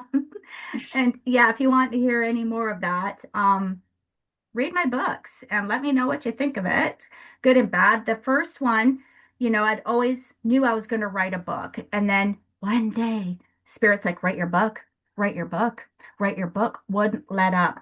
I sat in front of my computer for 6 weeks and published it with spelling mistakes and everything in there. Okay. Like the pressure to get it out was incredible. Like they're like, don't stop. And I pushed it out and I was like, oh my God. And then the second one started coming, finish it to the second one. I'm like, why couldn't you guys just wait and have me write the one book? I literally published one after the other. And that's just the way that it downloaded and the way that it came out. But the second one, there's no spelling mistakes, as my sister happily pointed out. Yeah, that's awesome. But yeah, let me know what you think. The second one's got lots of triggers in there from the funeral home, a lot of dirt from behind the scenes, the toxic stuff people really don't think that happens. My apprenticeship was extremely brutal and toxic, and the things that happen behind the morgue doors are unacceptable. I've never met so many narcissists in my life as I did in the funeral industry. You get into it for the right reasons, and then you're in the industry, and it's completely different. All they care about is that red line, their sales quotas, stuff like that. It's pretty heart-wrenching. I was in trouble all the time. So, which makes for good stories. And I was a Yeah, rebel in that industry. And that's awesome. That's yeah. the way you're supposed to be. Yeah, wouldn't have it any other way. So, if I can wake people up to actually what goes on out there, you know, it's quite different, quite a different thing. So, Yeah. that's a whole I other hour just talking about the funeral industry. So I know. I just had that experience not that long ago with it's awful, my isn't it? own grandmother. Like I was the um whatchamacallit, the Executor. executor. Yes, that was so much fun. No. It's awful. Yeah, Yeah, it's it was awful. pretty. Yeah. And you run into all those things, and then you have all the family infighting Oh and my God, don't get me started. So, being a funeral director, I have these families, right? In hmm my office, making I've seen fist fights. yeah, I've had to have cops, security at some funerals. Like that this I have endless stories, and death brings out a lot of ugly in people. When I was a coroner's call, I went to go pick up this dad's body from his house, and you go in there, there's the dead guy on the floor. The kid is sitting at his feet playing video games like nothing's going on. And his brother and wife were in the bedroom scrapping and ransacking, looking for money, fighting over stuff that they were finding. And I was just like, holy shit, is this really happening? Nobody cared that the guy was dead on the ground. Death makes people weird, vicious, and mean. yeah, Um, a lot of the times, and yeah, I've seen some stuff. yeah. Well, I was caretaking my grandmother for like the last few years of her life, so she lived in the same place as me. We had family come and steal, Ooh, like she wasn't even dead yet, and they were yeah, stealing things from the house. yeah, Some of the times they weren't even her things, they were mine, and yeah, I'm it sorry. was just I don't want to ever go through that. No, and that's another thing about self-empowering you with your own magic. You don't ever have to go through something like that again. Yeah, And anyone else that's listening, protect yourselves. Get selfish, bar the door, say no. Protect yeah, yourself so you can do your job to protect other person that you need to. Those things are yeah. okay to do. Well, that's what I had to do is I had to say, look, you're no longer welcome Good for here you. because you're not being a good person, No, no, it's awful. So And they can see it, the spirit that all this is happening around, they see everything. yeah. Well, They're even watching. even even close to my grandmother's death, she was like, she's like, there are things that I promised your mom and aunt that I should have just not promised them. It's like, Oops. whoops, what can you do? What Yeah, can you do? But yeah, so, unfortunately, in those cases, you've got to assume the worst and protect yourself. Just prevention is key yeah, moving forward, right? So now sometimes yeah, we got it. That's learning the dark right there. That's the dark you have to go through in order. yeah, Now you'll see it coming a mile away and it'll never happen again, right. you Yeah, know? I agree. I just avoid people like that now. Yeah. Yeah. Oh, yeah. All right. Well, I Well, guess it's it's your turn. quiet. Okay, well, thank you, everybody. Yes, thank you. And like she said, if you guys want to contact her, then Thanks, Lydia. just feel like doing that. Her Yeah. Add me on her Facebook email or, is in the chat there. yeah. Yeah, if you email me, I can send you my Facebook link. I'm old school like that. I'm still on Facebook, so That's awesome. I'll definitely be seeking you out on Facebook. awesome. Thanks, everybody. Bye. Happy New Year. Bye. Happy holidays. All right. So I'm going to do some readings for people. Who would like a reading? If anyone would like a reading, please put your hand up and I will happily do that for you. Just let me know.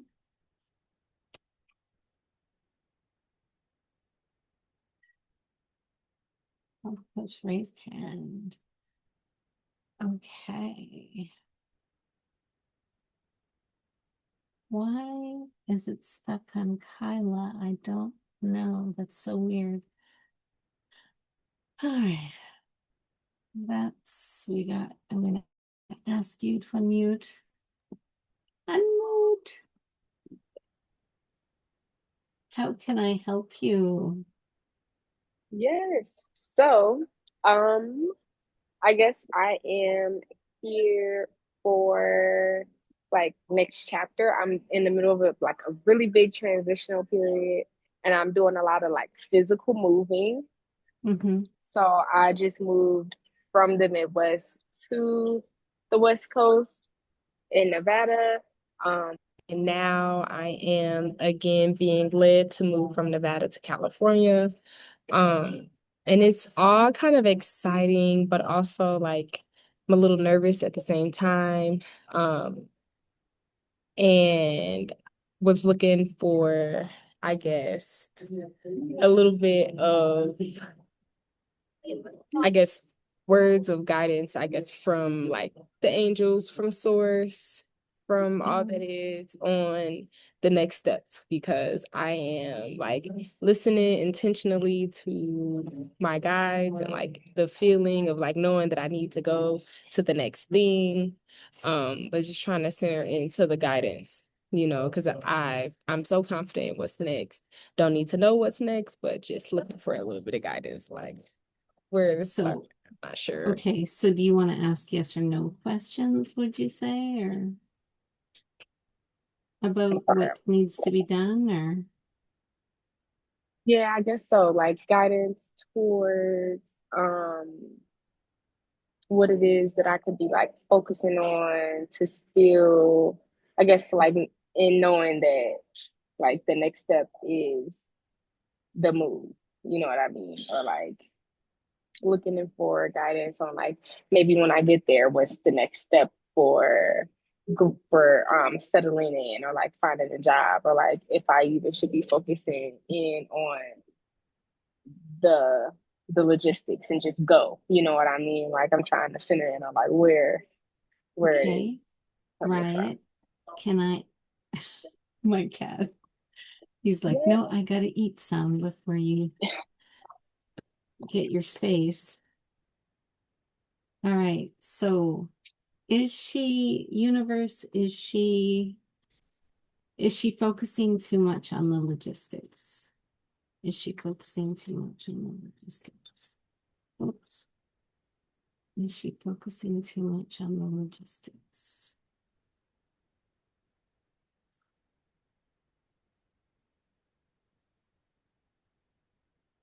Okay. No, you are not focusing too much on the logistics. We have the death card, which is all about change, extensive change, liberation, um, empowerment, resurgence, um, innovation, transformation, purification, rebirth, the dawn of a new era. So you're definitely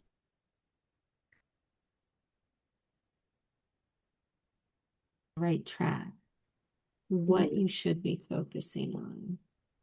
So I'm just gonna see what these cards say. Universe, what is she supposed to be focusing on when she gets over there? What is she supposed to be focusing on when she gets over there? Yeah.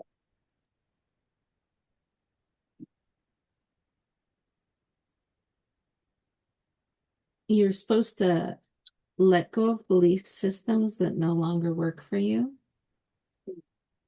and an important life-changing event and a situation that will lead to significant opportunities will be coming. Mhm. Um, this is the life experience card, which this is actually a tarot deck, but it's been modified to some degree. Um, it's it's the 16th card in the major arcana, which I of course Seven. I do not have remembered. But if you want to look it up for yourself, um, I would highly recommend that because that'll help you too. I can help. Oh, Yeah. good. Well, help me. All right, so the 16th card is the Tower, okay? Of course. Oh, So in the tower, you've got the tower and the flames and the lightning bolts and people falling out. Okay. So oftentimes the universe will give us those red flags. And what do? We look the other way. We ignore it because we don't want to deal with the thing. There's something broken in the tower. The tower is our foundation, it's our home, it's our structure of something, the way we're living, our job, what it can be anything. Okay. So we ignore it. And that's when the universe sends down those lightning bolts and does it for you. And that it will make you do the change by creating something. It'll show up as some kind of catastrophe to get you to move. So you've got some choices, okay? It's coming. The change is coming. You can let the lightning bolts come and do it for you, but you don't want that, okay? Or you grab the gas can yourself and you light that up, okay? You set it on fire yourself. You burn it all down. For when the smoke and the rubble is clear, you've got fresh ground to rebuild. It's your phoenix moment. It's time to get rid of everything that's not serving you anymore so you can rebuild on fresh new ground. Okay. So look at that. Look what you need to get rid of. What do you need to burn down right now and do it? Take control. Does that make sense? no, that does make sense. Okay, Thank good. you. You're welcome. You can't turn your video on. Let me just look here and see what's going on. I'm not seeing anything that wouldn't allow you to turn it on. I don't know. But you heard me, right? Oh, yes. Okay, good. Okay. Yes. Yes, I totally heard you. And I appreciate your help, If you Kyla. need help with any of it, just let me know. That's what I do. You're awesome. Okay. Specifically says you cannot start your video because the host has disabled it. The host has disabled I've it. disabled it. Yeah, and you never gave me Oh, co-hosting. wait a so I minute. couldn't go back Okay, in. maybe now you can try to turn on your video, people. My video's on. And now Okay. mine's Oh, on. there's everybody. Ah, okay. Yeah, sorry about that. Can you see me now? Yes, I see you. Okay. Yeah, we saw you before. Co-hosts always have all the powers. I have to turn off a lot of tools in case we get griefers and stuff, and that's usually what ends up happening. But now that I'm aware of that, I won't do it again. Whoop. And I'm normally a co-host, but because I couldn't get in earlier, that never happened. Right, yeah. Okay. Thank you for letting me know. You're welcome. All right. We got Manon asked to unmute. Is that everything? Hi. I'm not doing too good now. Oh no, how come? Yeah, I've been dealing with a lot of pain for many years. The shoulders got better. Then the feet started hurting, the hips started hurting. So I have some of that now. The shoulder, the arm is hurting again. So I'm not doing too good. And last night I had a very disturbing dream that sort of made me feel like, I put down not good, and maybe the dream brought the pain in the shoulder arm. I don't know. So, what would you like to know? Do you have any questions about your pain or your, like, Yeah, where does it come from? What is, I mean, what is it trying to teach me? How can I take my life back? Because for the most part, I don't have a life. right, of course. All right, let's see. Universe. How can she take her life back? How can she take her life back? show us how she can take her life back. We got 2 cards that came out. All right. They're both swords. We got the 6 of swords upside down. I'm gonna take my glasses off so I can read.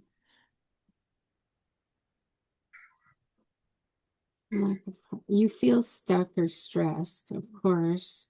One problem after another. Yeah.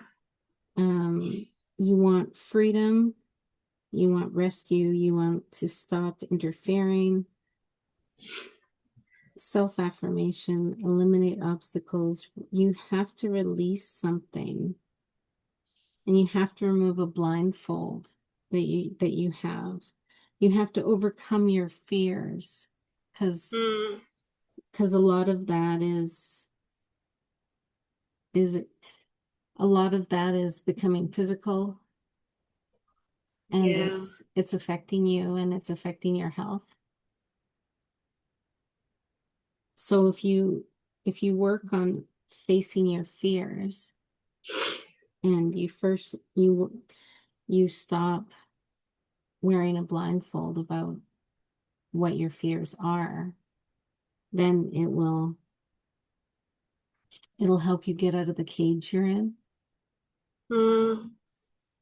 Because the 8 of swords is that woman who's surrounded by swords, and she's blind and she can't see. Wow.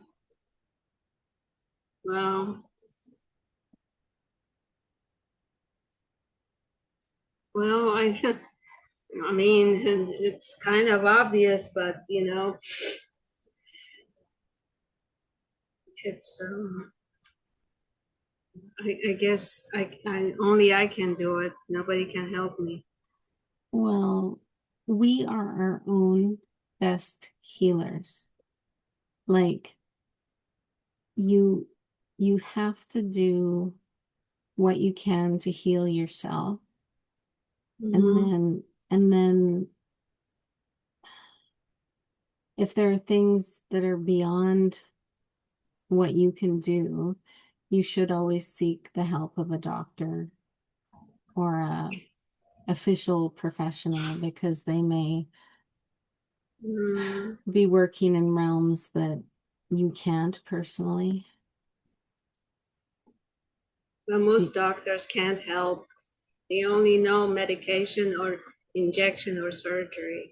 That's all they know. Well, a lot of them are generalists. If you can get one to send you to a specialist, it's always a lot I better. have been to specialists. I have. Yeah.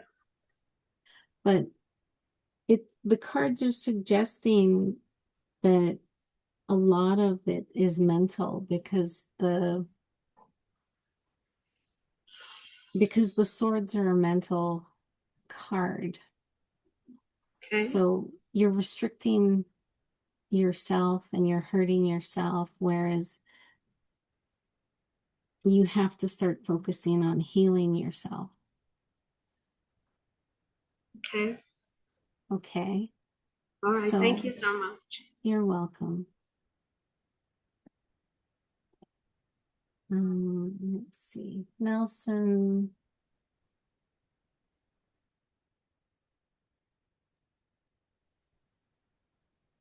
Hi. Hey, Nelson. How can I help you? Before I go on, for that person, neuroplasticity comes to mind. Neuroplasticity? Yeah, that's what I'm getting for that person. And it Okay. deals with how you reprogram your thinking. For some reason, that's what I'm getting for her. Right. Like if she was And I able think you to. kind of hinted to that with the swords. For Yeah. me, I've been taking care of 2 demented parents for 20 years, and one Right. passed away, and now the other is now in a care home because it was beyond my own capabilities. It's expensive, but to me, it's worth it. Right. So now I still run my parents' business, unpaid. So I'm also looking at goals to get back into the workforce so I can get paid. Okay. What do you see in that area? I haven't jumped into it because I have consulted with Spirit regarding that, and they've kind of wanted me to take a break. Let's So I've see. taken that break. What do you see for that area? And health. Thank you. I'm gonna do a short reading for you and just see what the cards are suggesting. Thank you. Universe, what can Nelson do? What is his future in regards to this? What can Nelson do?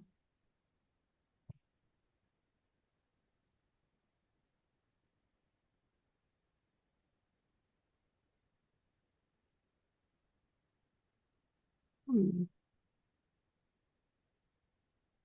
That's interesting. All right.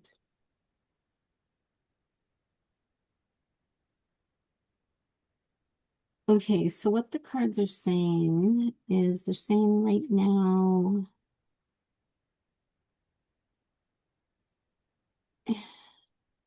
you have a lot of an ability to move, intellectual detention. You're feeling very self-contained and blindfolded. But in your near future, you have the Star card, which is extremely positive. Because it's inspiration, good fortune, optimism, enjoyment, confidence, comfort, happiness, health, protection, restoration. The Queen of Cups is upside down, and that's a bit of that's a woman who is a little arrogant and conceited, with some self-indulgence, of course, self-deception, but it's also saying unnecessary sacrifice. So don't make any sacrifices in your near future. Okay. Okay. There is going to be another conflict coming up within 6 months. It's an external conflict. It's going to be disagreement with others. You're going to have self-doubt. You're going to debate whether it's true or not. There's going to be contradictions, arguments, refusal, maybe some separation or termination of partnership. And you have to watch out for unrequited love because it's the Two of Cups upside down. But the one good thing you do have coming is debt repayment, which I know is something that's good for most people. Material benefits, the dedication of talent, financial support, and the ability to share the wealth. Okay. Okay, so that's what you have to look forward to. Thank you. You're welcome. I should have done that for the other people too. I'm so thrown tonight. I'm not even reading properly. Oh,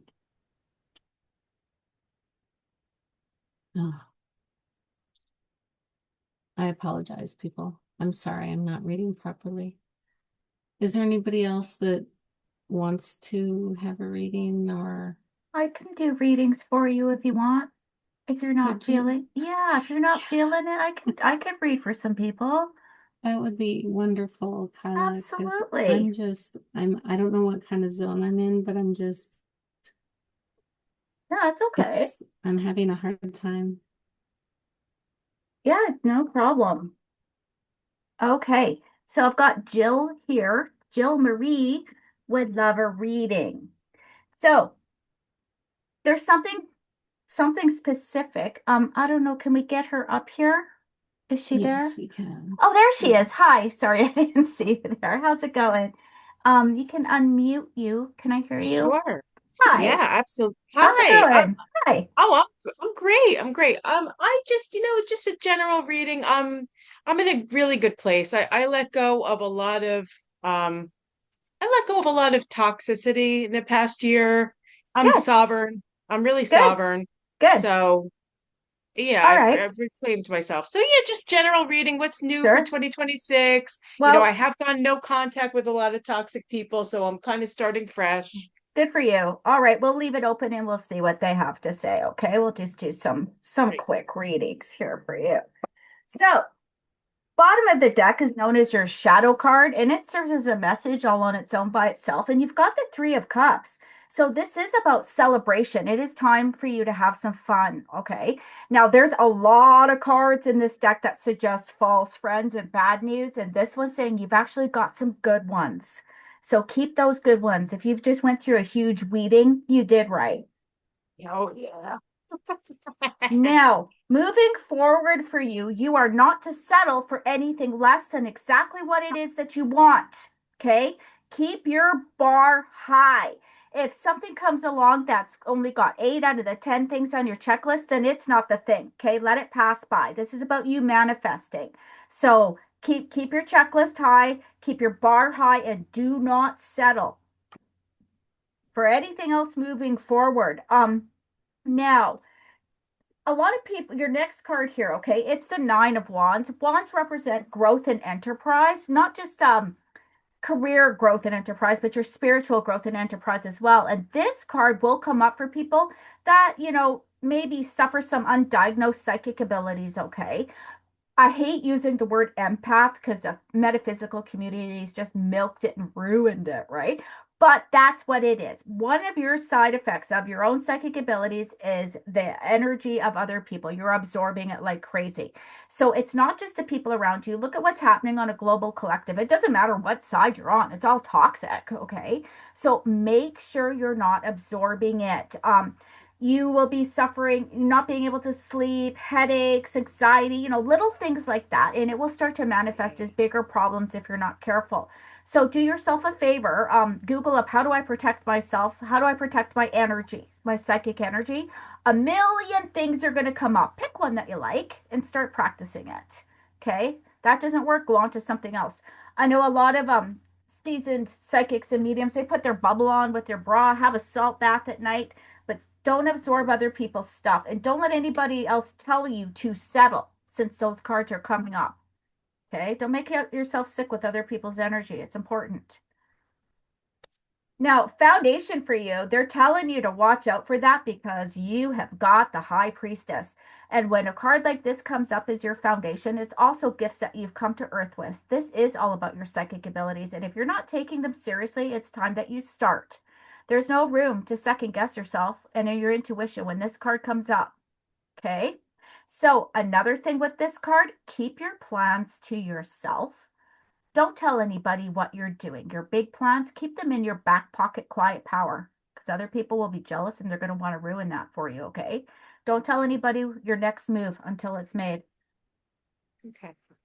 Coming up behind you, the position behind you can be something that you're moving away from or something from the past, but when you get a good card like this, it's got your back. So there's new money there, new attitude about money. The gold is in your hands. All aces are about new beginnings. So have you started a new job recently, something like that? No, but I'm an independent contractor, so I'm always doing something. I work from home, which I love. Oh, good for you. Yeah, maybe a Yeah. raise. I mean, I get raises every year, but Yeah. maybe some new money will come in from an unexpected source. Yeah, whatever. You've got your own back when it comes to the money. So when you get a card like this, don't worry about the money. Okay, you're going to be all right financially. Now, above you here, you're going back to school for something. If you've been thinking about it, do it. Okay, this is a card of formal education. Now, even if we take formal education out of it, take whatever course is calling interest for you, as this is about you upgrading something. Oftentimes, as above with the Hierophant, so below with the High Priestess there, esoteric education. if you're not sure where to start with your psychic abilities, just start reading, start studying, start studying your magic and start taking it seriously. Yeah. Okay, but that is in the cards. And then to come here, the world can seem like such an overwhelming place, but you've literally got it in the palm of your hand. Okay, this is a card of good luck and good omens. So start thinking about what you want to do with that world, because nothing's impossible when you've got that. Yes. Yourself, you need to get some rest. This is the card of rest and repose. More, it's more than just a nap on the couch. This is about that deep soul rest. For when you've got your battery recharged, that's when you rise up off the bed and you grab that sword off the wall and you start carving your way to that new beginning that you're looking for. Okay? So make sure you get that rest. Go get lost in the woods for a week or something. It'll do you good. In your house, the house position is your day-to-day kind of life, your bubble. You got some romance on the way. If you're in a relationship, expect the return of romance. Oh. Yeah. Then in your mind, your hopes and fears, okay, you've got the Hermit card. And this card will come up for people that feel alone and isolated or people that want to be alone and isolated, okay? Either way, take advantage of any alone time that you have, suggesting that maybe this romance is going to come along. What are you going to do with it? You might, just because it's coming, you might not want it, okay? It could be a warning. But It could be. It could be a warning. But take advantage of any alone time that you have. This is where we climb to the top of that mountain and we look back at how far we've come on our own by ourselves. This is where we download from our spirit guides. And in that lantern is the star. That's the higher arcana card of the star. And when it starts to shine, it's going to show you which path to take next. Okay? And then the last one here, yeah, you've got the Ace of Wands, brand new beginnings, okay? Again, wands are about growth and enterprise. So with your career and the Ace of Pentacles that you got, lots of new job opportunities coming. So that's financial success, career success for sure. Now, this is the only ace that has a new house on it. If you wanted to move, go for it. Ooh. Very cool. Thank you. Yeah, you're welcome. Any questions? Just the love thing. I did a reading for myself earlier and that came up too. And Oh, look so at I'm not that. looking. No, I'm happy being that's when it alone, comes. but maybe it'll come in the new year. Do you It get a will. sense for that? It will. It's there. Okay. So it's already it's in your house. So it's gonna be a friend of a friend somewhere in your day to day. Just because it shows up doesn't mean you have to do anything about it. Okay. Right. Well, it came up in my own too, so that's interesting that it came up in yours. Yep. Isn't it? I know you can't make that stuff up. Yeah. No, that's Anyway, good. looks good. Thank you so much, Kyla. This was so great. I love your energy. Oh, thank you. Thank you. Anybody else? I would like one, Okay. Oh, this if will that's be fun. okay. Yeah, of course it is. Now I stick all the cards all erratically and random in the deck. So if you get the same one, it is meant to be. All right, let's see what they have for you. So that I've got a spell on my deck. That's something else I teach my students. I've got a timeline spell for 3 to 4 months, okay, unless I specify otherwise. So this will be for you. We're just heading into winter solstice next week. So over the winter, probably, okay? All right. Let's see what they say. All right, ready? Yeah.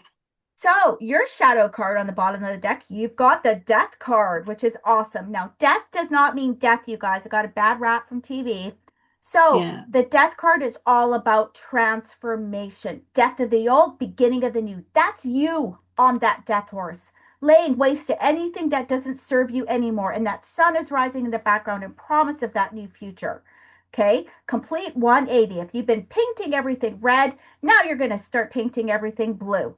Okay, make the change. It's there in your favor. Okay. So higher arcana cards are like our stamps in stone. Okay, they're facts from spirit. There's no wiggle room around them. So this is happening. Make the changes that you need to. Okay. Wow, your first card down is strength. Okay, so Every cliche under the sun comes with this card. You're stronger than you think you are. All that kind of stuff. Other people recognize that strength in you too, and they come to you for help. Now, this is also the card of good health, mental, emotional, physical. So off to a great start. Okay. So be strong to make the changes that you need to, because the card accompanying that is you got your own tower there. The tower and the death card. That's some pretty powerful change. You heard me describe the death card earlier. Okay. So let's go over it again. There's something not right, and you know it. And the universe has been giving you those red flags, and we look away. So they're about to send down these lightning bolts and do it for you. We don't want that. So you've got choices. Let them do it. It will show up as some kind of catastrophe to get you to make the change, or you light it up yourself. Grab that gas can and throw the match. And Right. when the smoke clears, you will be able to rebuild. This is your Phoenix moment. And the older we get, the more we welcome the towers. Okay. It's going to Yeah. be great for you. And they're giving you that strength card to go with it and the power of the death card. So don't be afraid. You've got some backup here, but those changes need to happen. Okay. Okay. Foundation for you is the Knight of Pentacles. So this card will come up around property sales, management, buying and selling of new houses and land. So if you're thinking about buying a new place or selling the place that you're in, absolutely, it's already there. But it's also about the movement of money. So movement in your favor as well. So trust that. New investments, things of that nature. Now this will also come up for entrepreneurship and in your business as well. Yes? If if I'm okay, if I have you heard of a slow burn relationship? Yeah. It's, that's what I thought of when you pulled that card. Okay. Yep. And if that fire, that slow burn is about to ignite. Ooh, So that would be nice. keep that not in, well, we'll see. Is it good? Either way, it's going to be good for you, okay? Whether it Yeah, ignites and just complete destruction and bye, then let it happen because it's making room for something better. right. Okay. But you've got money moving here in your favor. So pay attention to any business ideas that you might have, no matter how small, there's going to be financial merit there for you. Okay. Okay. Coming up behind you, good place for this, false friends. Okay. Ooh, People, they've always seemed like they've got your best interest at heart, but they don't. And you know why? Because they're jealous. And we always ask ourselves, what are they jealous of? It's your energy, if not anything else. Okay. So mhm. since this is behind you, something you're moving away from, if you've ended any friendships recently or started to make some distance, know that you're doing the right thing. Your intuition about that person that's running through your mind as I'm talking about this, you're absolutely right. Now, above you, the reason why it's all coming down and the death card is because you have the star. It's time for you to dream big and dream bigger. They Yeah, want you to start going for things that seem out of reach. Now's the time. Okay. yeah, And as above, so below with that movement of money. If you wanted to make an investment in that dream, go for it. yeah. I'd like to. Then do it. It's in the cards. Yeah. And then to come, this is an interesting card. It's the Two of Swords, okay? And it's interesting because sometimes it's known as the card of denial, right? So let me explain it to you. One sword is your heart, the other is your mind, and oftentimes they can be in conflict with each other. So what Mhm. do? We throw on the blindfold and we cross the swords and we don't want to deal with it, okay? And that can serve us well for some time. However, that blindfold will start to get itchy. What are you going to have to do? Drop one of those swords, creating the imbalance that you're hoping to avoid in the first place, right? But then you're left seeing clear as a bell with that sword in your hand. The thing that you've been putting off, probably to do with this tower, you're strong enough now with that strength card. You can face whatever it is. So do it. You're going to be okay. The time has come to deal with it. Okay. Now, yeah, look at you just can't make this stuff up. In the position of yourself, bang, there's a sword in your hand. Look at that. Okay. So the Ace of Swords, all aces are about new beginnings, right? Yeah. So this is about self-assertiveness, aggressive. They want you to be aggressive going after that dream. Okay. Now, what else do swords do? We use them to protect ourselves, protect the people that we love, and or off with their heads, and also to chop cords to the people, places, and things that aren't serving us well. If you needed divine permission to be a bit of a bitch, to go after the things that you want, to get things the way that you need them to be, this is it. Use your sword. Okay. Okay. And then in your mind, in your hopes and fears, you've got the moon. This is the card of the psychic. There's no room for self-deception when you get this card. Trust your intuition, trust your abilities. Okay. This is also about the upgrade. When the tower comes down and that sword is in your hand, be ready for an evolution of your psychic abilities. They don't call it the moon for no reason. Even the most seasoned psychics, okay, when you get those new abilities, it can seem like you're going crazy, lunacy, right? So Yeah. notice that, where you've had a glimmer out of the corner of your eye, now you're seeing full on, apparitions, or that bang in your ear is now turned into actual voice. Those are all signs of your upgrading your psychic abilities, okay? So, Okay. so know that. And the sun around the moon depicts that things that were hidden before, you're going to be able to see them full on now, especially with that blindfold off. Okay, so be ready for that. And then your last card, you've got justice. So yes, this card will come up for going to court. It's even come up for judges and lawyers that I've read for. But Spirit, this is how this works now. They're like, no, it's karmic justice for you. You're going to get to see it. Those scales are going to come into balance. And this is also about your level of discernment. They're always telling us, don't judge, right? It's wrong to judge others and blah, blah, blah. You go right ahead and judge away. Don't second guess that. It's a super gift. It's an empowerment for you. Make those judgment calls and stick to them because you're right there holding that karmic balance for yourself. So you've got 1, 2, 3, 4, 5 high arcana cards here. Okay. So that's pretty crazy there. Now, if you don't know what to do right now with your money, or okay, each element in tarot, each suit is held within an element. Pentacles are held within the element of earth. So earth, money belongs to earth, and meaning other earthbound problems. Okay. If you're not sure what to do right now about a particular thing, don't do anything at all. You sit and you wait until that answer is clear. Okay. The answer will come for sure. So, weigh that out after your justice card there and trust your intuition on it for sure. Thank you. You're welcome. Do you have any questions about that?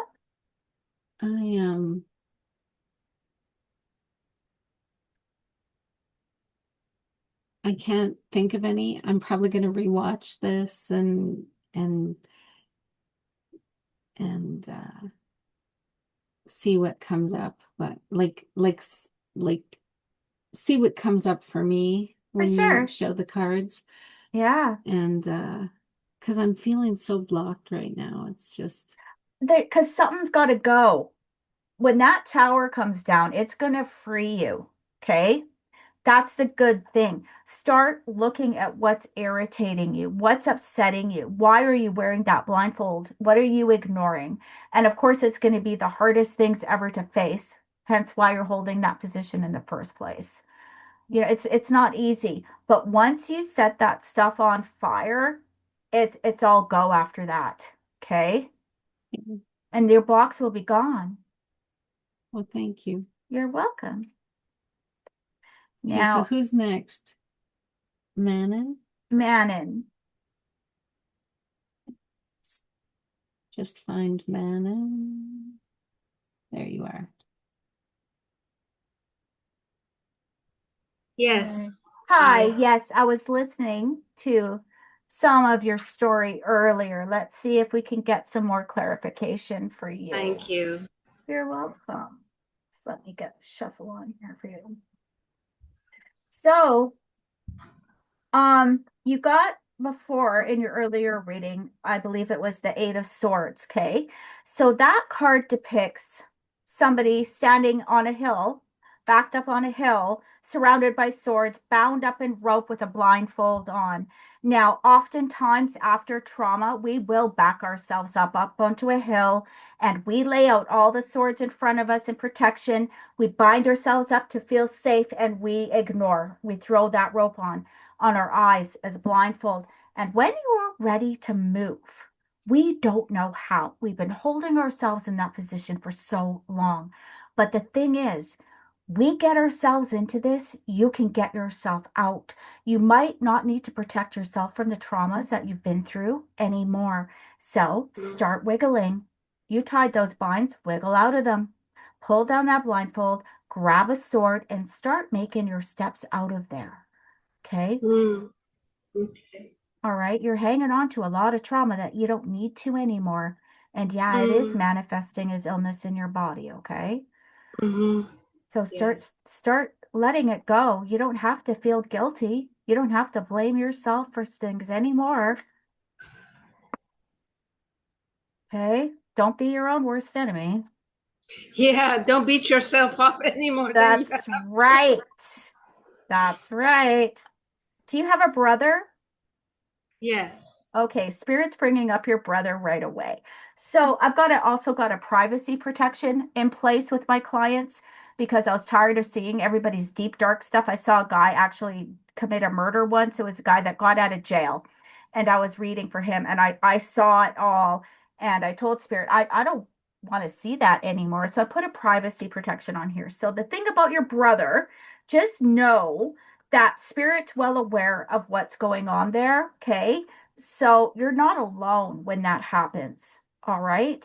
If some of this trauma around your brother, you need to let that go too. Don't hang on to his stuff either. All right. Yeah. Okay. All right. Let's see what your cards say. Ah, look at that. You got the death card on the bottom of the deck too for your shadow card. It's time for transformation. Again, that's you on the death horse. Start laying death to whatever's not serving you anymore, whatever you're sick of. It's time for it to go. Okay? Okay. Are you an artist? No. Were you? No, I never thought I was creative. I became an engineer, but even that I struggled a lot because my older brother and sister told me that, I was no good. I was shit. Yeah.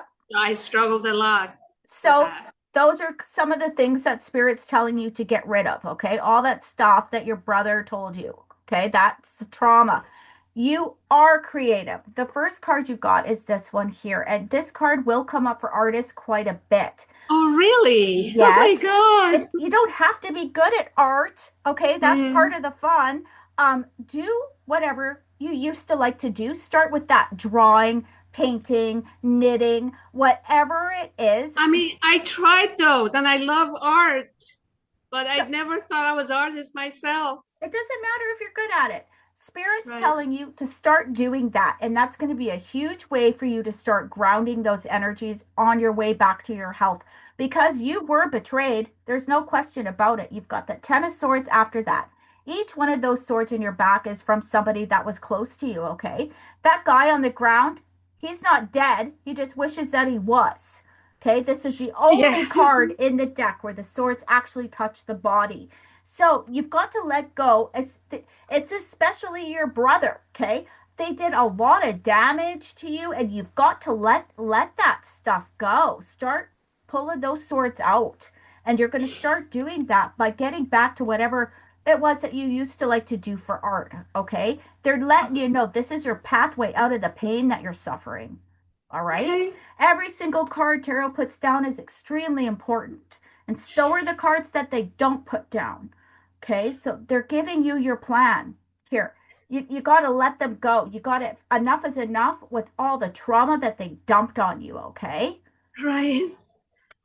Now, foundation for you, you've got the two of wands here as well. So he's holding the world. And like I said earlier, The world can seem like such a big, overwhelming place, but you've literally got it in the palm of your hands. This is a card of good luck and good omens. So once you start putting that energy towards healing yourself and taking their suggestions on this, things are going to start to change for you. Okay. Okay. Wow. So with that, if you're still in contact with your brother or your sister, No, whoever, I'm so not.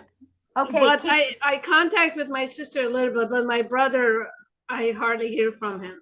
okay, that's a good thing. All right. Right. Yeah. So start looking at other people around you. You possibly have a false friend in your midst as well. Okay. Yeah. They've got to go. So, letting go, dumping friends, just when you think your circle can't get any smaller, it does. And you're going to have to go through that, all right? Because as you're healing, you're going to be evolving vibrationally, and these people just can't go with you anymore. And it might feel like loss at the time, but you are creating space for something new, okay? Okay. Okay. I don't have many friends. No, none of us do. That's why we've all got cats. It's all right. It's okay. Now, coming up here in the future, you're going to be okay with money, all right? You've got the King of Pentacles there, so that's financial security for sure. Are you married? Are you in a relationship? I'm married. Okay, so he's going to have your back while you're going through this, all right? He has already, but Good. yeah, but sometimes I feel like sometimes he treats me like my brother does. He treats me, but we've worked some of that through. Yeah, marriage, it's a choice every day. Yes. Now, in the position of yourself, you've got the hangman. Now, this card will come up for people that are always putting themselves in uncomfortable situations for the greater good of everybody else but themselves. Okay. Yeah. So, when you get this card, it's time to stop doing that. It is time for you to get selfish. And yes, you can be selfish in positive ways. It's time for you to come down out of that tree, put your feet on the ground, and start doing what's best for you. Start thinking of it like the oxygen analogy on an airplane. You've got to give to yourself first, okay? Right. Start getting selfish with that. Yeah. And then you've got the Ace of Cups. So cups represent emotions in tarot. Yes, this can be the beginning of a new romance, but more importantly, this is a card of healing and self-love. So once you start doing these things that they're suggesting, you will heal. Okay, you're going to start Yeah. to feel that self-esteem return and that self-love come back. And then Right. this Yeah. is the frequency that's going to change everything else for you. Okay. Okay. Then they are acknowledging this journey that you're on, a healing journey. Okay, and each one of these cups is something that we've been through, that you have faced. So you understand this, you've forgiven that, you've been accountable for here and all as you go. Now your head is coming out of the clouds, so you are thinking clearly. Okay, you're seeing things for what they are. Okay, and as you're moving through it, we get to this cup up here that's under the veil. What's under that? Those are your missing puzzle pieces, your epiphanies, okay? And so many more good things to come in your future that you just can't see yet. So keep doing what you're doing. That cup under the veil is the same one that they're giving you here. So you will be working and it will succeed once you start following these steps. And the first thing to do is to get back to your art and recognize the actual betrayals that happened. Okay. Mm-hmm. Mm-hmm. And then you're off to celebrate happiness. Oh. Okay. Yeah. So, like I said, every card tarot puts down is important, but so are the cards that don't get put down. And that says a lot because the only bad card you got is this Ten of Swords from the betrayal. Okay. And that is coming from family that have stopped you with your limited beliefs, with your creative outlet, which you need in order to ground. And you not grounding, you're holding all that trauma in your body, and that's why you're sick. Okay. Yeah. Yeah. And for the most part, it's like I don't want to be here. Well, we're only here for 2 seconds, so stick it out. What's that? We're only here on Earth for 2 seconds in the big That's picture. true. That's So true. Yeah. stick it out. Things are going to change for you in your favor here pretty quick. All right. Okay. Thank There's you so much. I you're really appreciate you're the very work you do. welcome. You're welcome. All right, I think I've got time for one more. Oh, Nelson.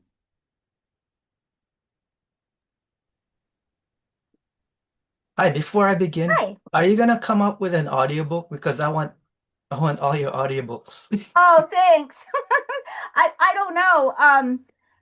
That would be great. Other people have asked me for that too. The publisher I went with, I don't think does audiobooks, but I have been thinking about reading my books myself on you making a YouTube channel. I don't know what to do, but that if somebody could make an audiobook out of my books, that would be great. Can't wait to read your books. Oh, thank you. Thank you. Let me know what you think. All right. So you want to leave this open and see what they have to say, Nelson? I kind of preface a little bit. I lean towards what Wytchwhisper dealt with when her mother situation. Mm-hmm. I had that happen to me. I mean, my siblings all stabbed me in the back when my father passed away. They stole my parents' money, they stole my truck, everything like that. So I just wanted to preface that. Yeah. Well, spirit knows. Don't think that they don't. Okay. And karma is a very, very real thing. So let's see what they have to say for you moving forward here. Thank you. Oh, yeah. All right. I shuffle here. I shuffle until they tell me to stop. That's how this works. Okay. All righty. You ready? Yes. Oh, wow. Bottom of the deck, your shadow card. Okay, you got the Wheel of Fortune.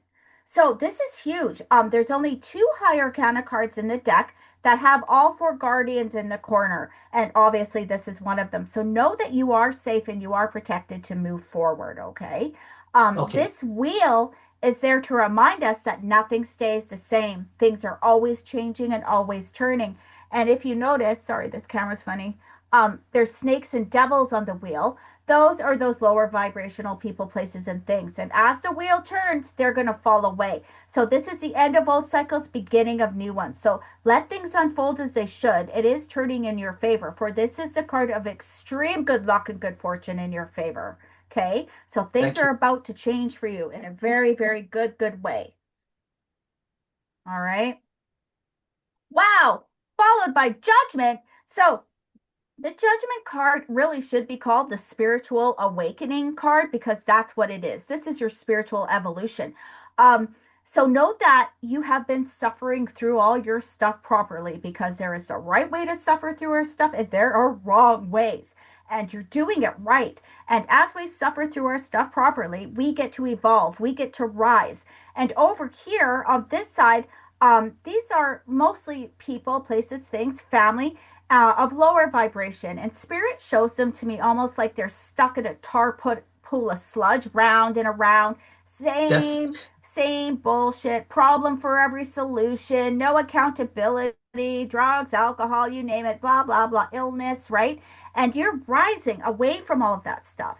And as you rise, they call you back. Every time you come down to meet them, this is what I was explaining earlier, right here, they're going to make you sick. So you have to break that. You have to keep rising. You are never to lower yourself. And this separation, it can feel lonely. It can feel like loss at the time, but you are creating room for new things. And once you get there to that next new platform, you will start to attract the new stuff more in alignment with you. But you're spiritually evolving, okay? And the problems with that are the signs of ascension symptoms. It's irritation, it's not feeling good, it can be sadness because we're being asked to let go. Okay? Does that make sense? Yeah. And Okay. I've been trying to do good in this world. You are. I'm helping with the grief support group and using my mediumship to help them Good. deal with their loss. And that's been my way of paying back. Well, it's working. Otherwise, you wouldn't have gotten that card. So keep doing what you're doing, okay? You're winning. Thank you. Totally appreciate it. Oh, wow. And you got the death card with that too. Look at all the transformation in this group tonight. That's you on the death horse. So start laying waste to anything that's not serving you, and that sun will rise. Okay? That's your phoenix. Very powerful. Let me see what else is going on here. You have also, right here, you've got the card of the High Priestess above. Okay, so this is about your psychic abilities. So keep doing what you're doing there. This is the balance of the light and the dark, as you notice, of the two pillars there. Okay, and it's also a warning to keep your big plans to yourself. Keep anything that you're going to do in your back pocket until it's executed. All right, because you do have some betrayal coming up here in your future. You've also got the Ten of Swords. So if you get a bad vibe about anybody, please pay attention to that. Now, why do they tell us this? It's so you can see it coming and prevent it. Okay? Don't give anybody a chance to screw you over, because people will. All right? Okay. Oh my God. So in the position of yourself, you've got the World. This is the best card in the deck. This is the other card that has all four guardians in the corner. This is success and victory and safety. This is 100% graduation card for you. Okay, A Wow. plus on your spiritual report card when you get this. Oh, thank you. Okay, so keep doing it. Let that wheel turn, even if it means facing more of this. You're going to start seeing people's true colors. And like I said before, just when you think your circle can't get any smaller, surprise. Okay, so pay attention to that and follow your intuition, because you got the High Priestess card there. Now, let's see. Keep moving forward. You are on the path to victory and success, like they said. So they're letting you know. Don't change course.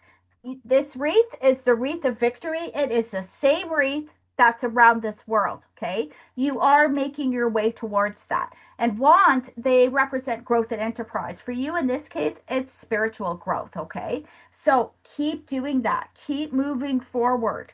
Don't give up now. Then you're following with the wish card after that. So this is the Wow. wish card. It's the Nine of Cups. So you're going to get your wish. All right. Wow. Things are all this suffering and crap that you've been through. You're going to get to the other side of it, and things are going to be better than you could even imagine. You got that with the Wheel of Fortune, with the World, with the High Priestess, with Judgment. That's crazy. Okay. And then, oh my God, you got the Devil card to come. Now, yes, the devil can be all those fun things, lies, deceit, addictions, all of that. But when you've got the devil with the angel in a reading, this is what I'm talking about.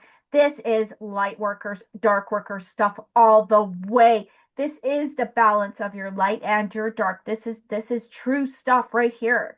So know that you are on the path of the light worker. When you've got the devil on one shoulder and the angel on the other, you can pick who you want to go to work with. This is balance. This is alchemy at its finest.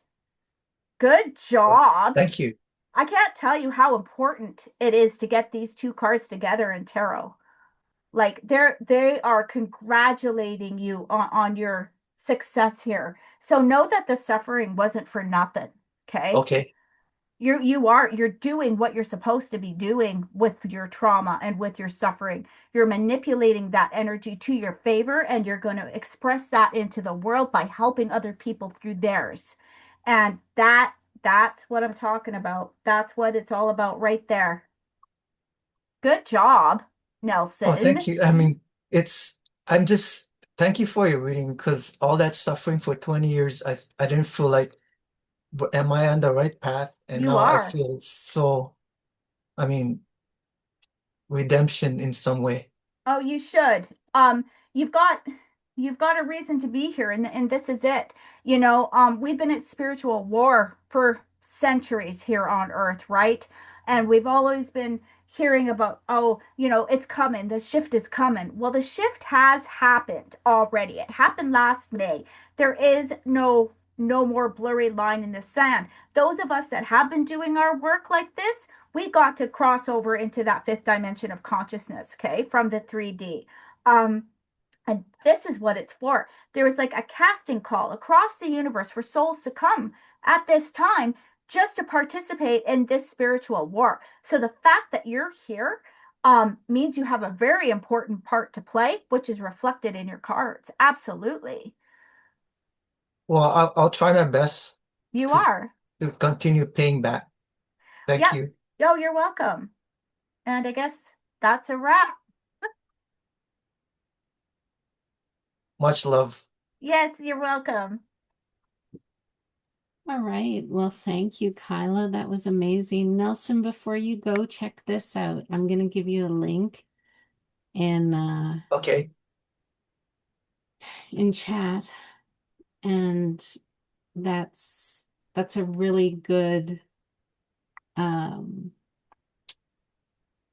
that's a really good creator, and they really know their stuff about shadow work. So you might want to check it out. Cool. Thank you. Much appreciated. You're very welcome. Welcome, Neogenians, to Dawn of the New Earth. Today we are talking. Yes, it was Morg, if you know Morg official. That's what it was. It was all about the tarot. So, all right. That's it for me. I want to thank all you guys for sticking with us for the whole thing. Let me, I just want to thank you all for being here. I hope you'll be here again. I'm sorry I had an off night. Kyla, I'm so glad you were here to help because I'm so embarrassed. But yeah, so I appreciate it. Thank you, Lydia. You did awesome as well. Thanks, Nelson. I appreciate that.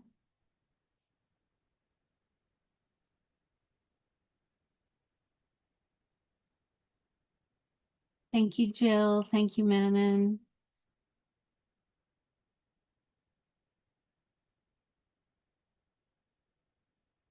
All right. I'm going to stop recording. I'm going to release the stream. Are you ready? 3, 2, and 1.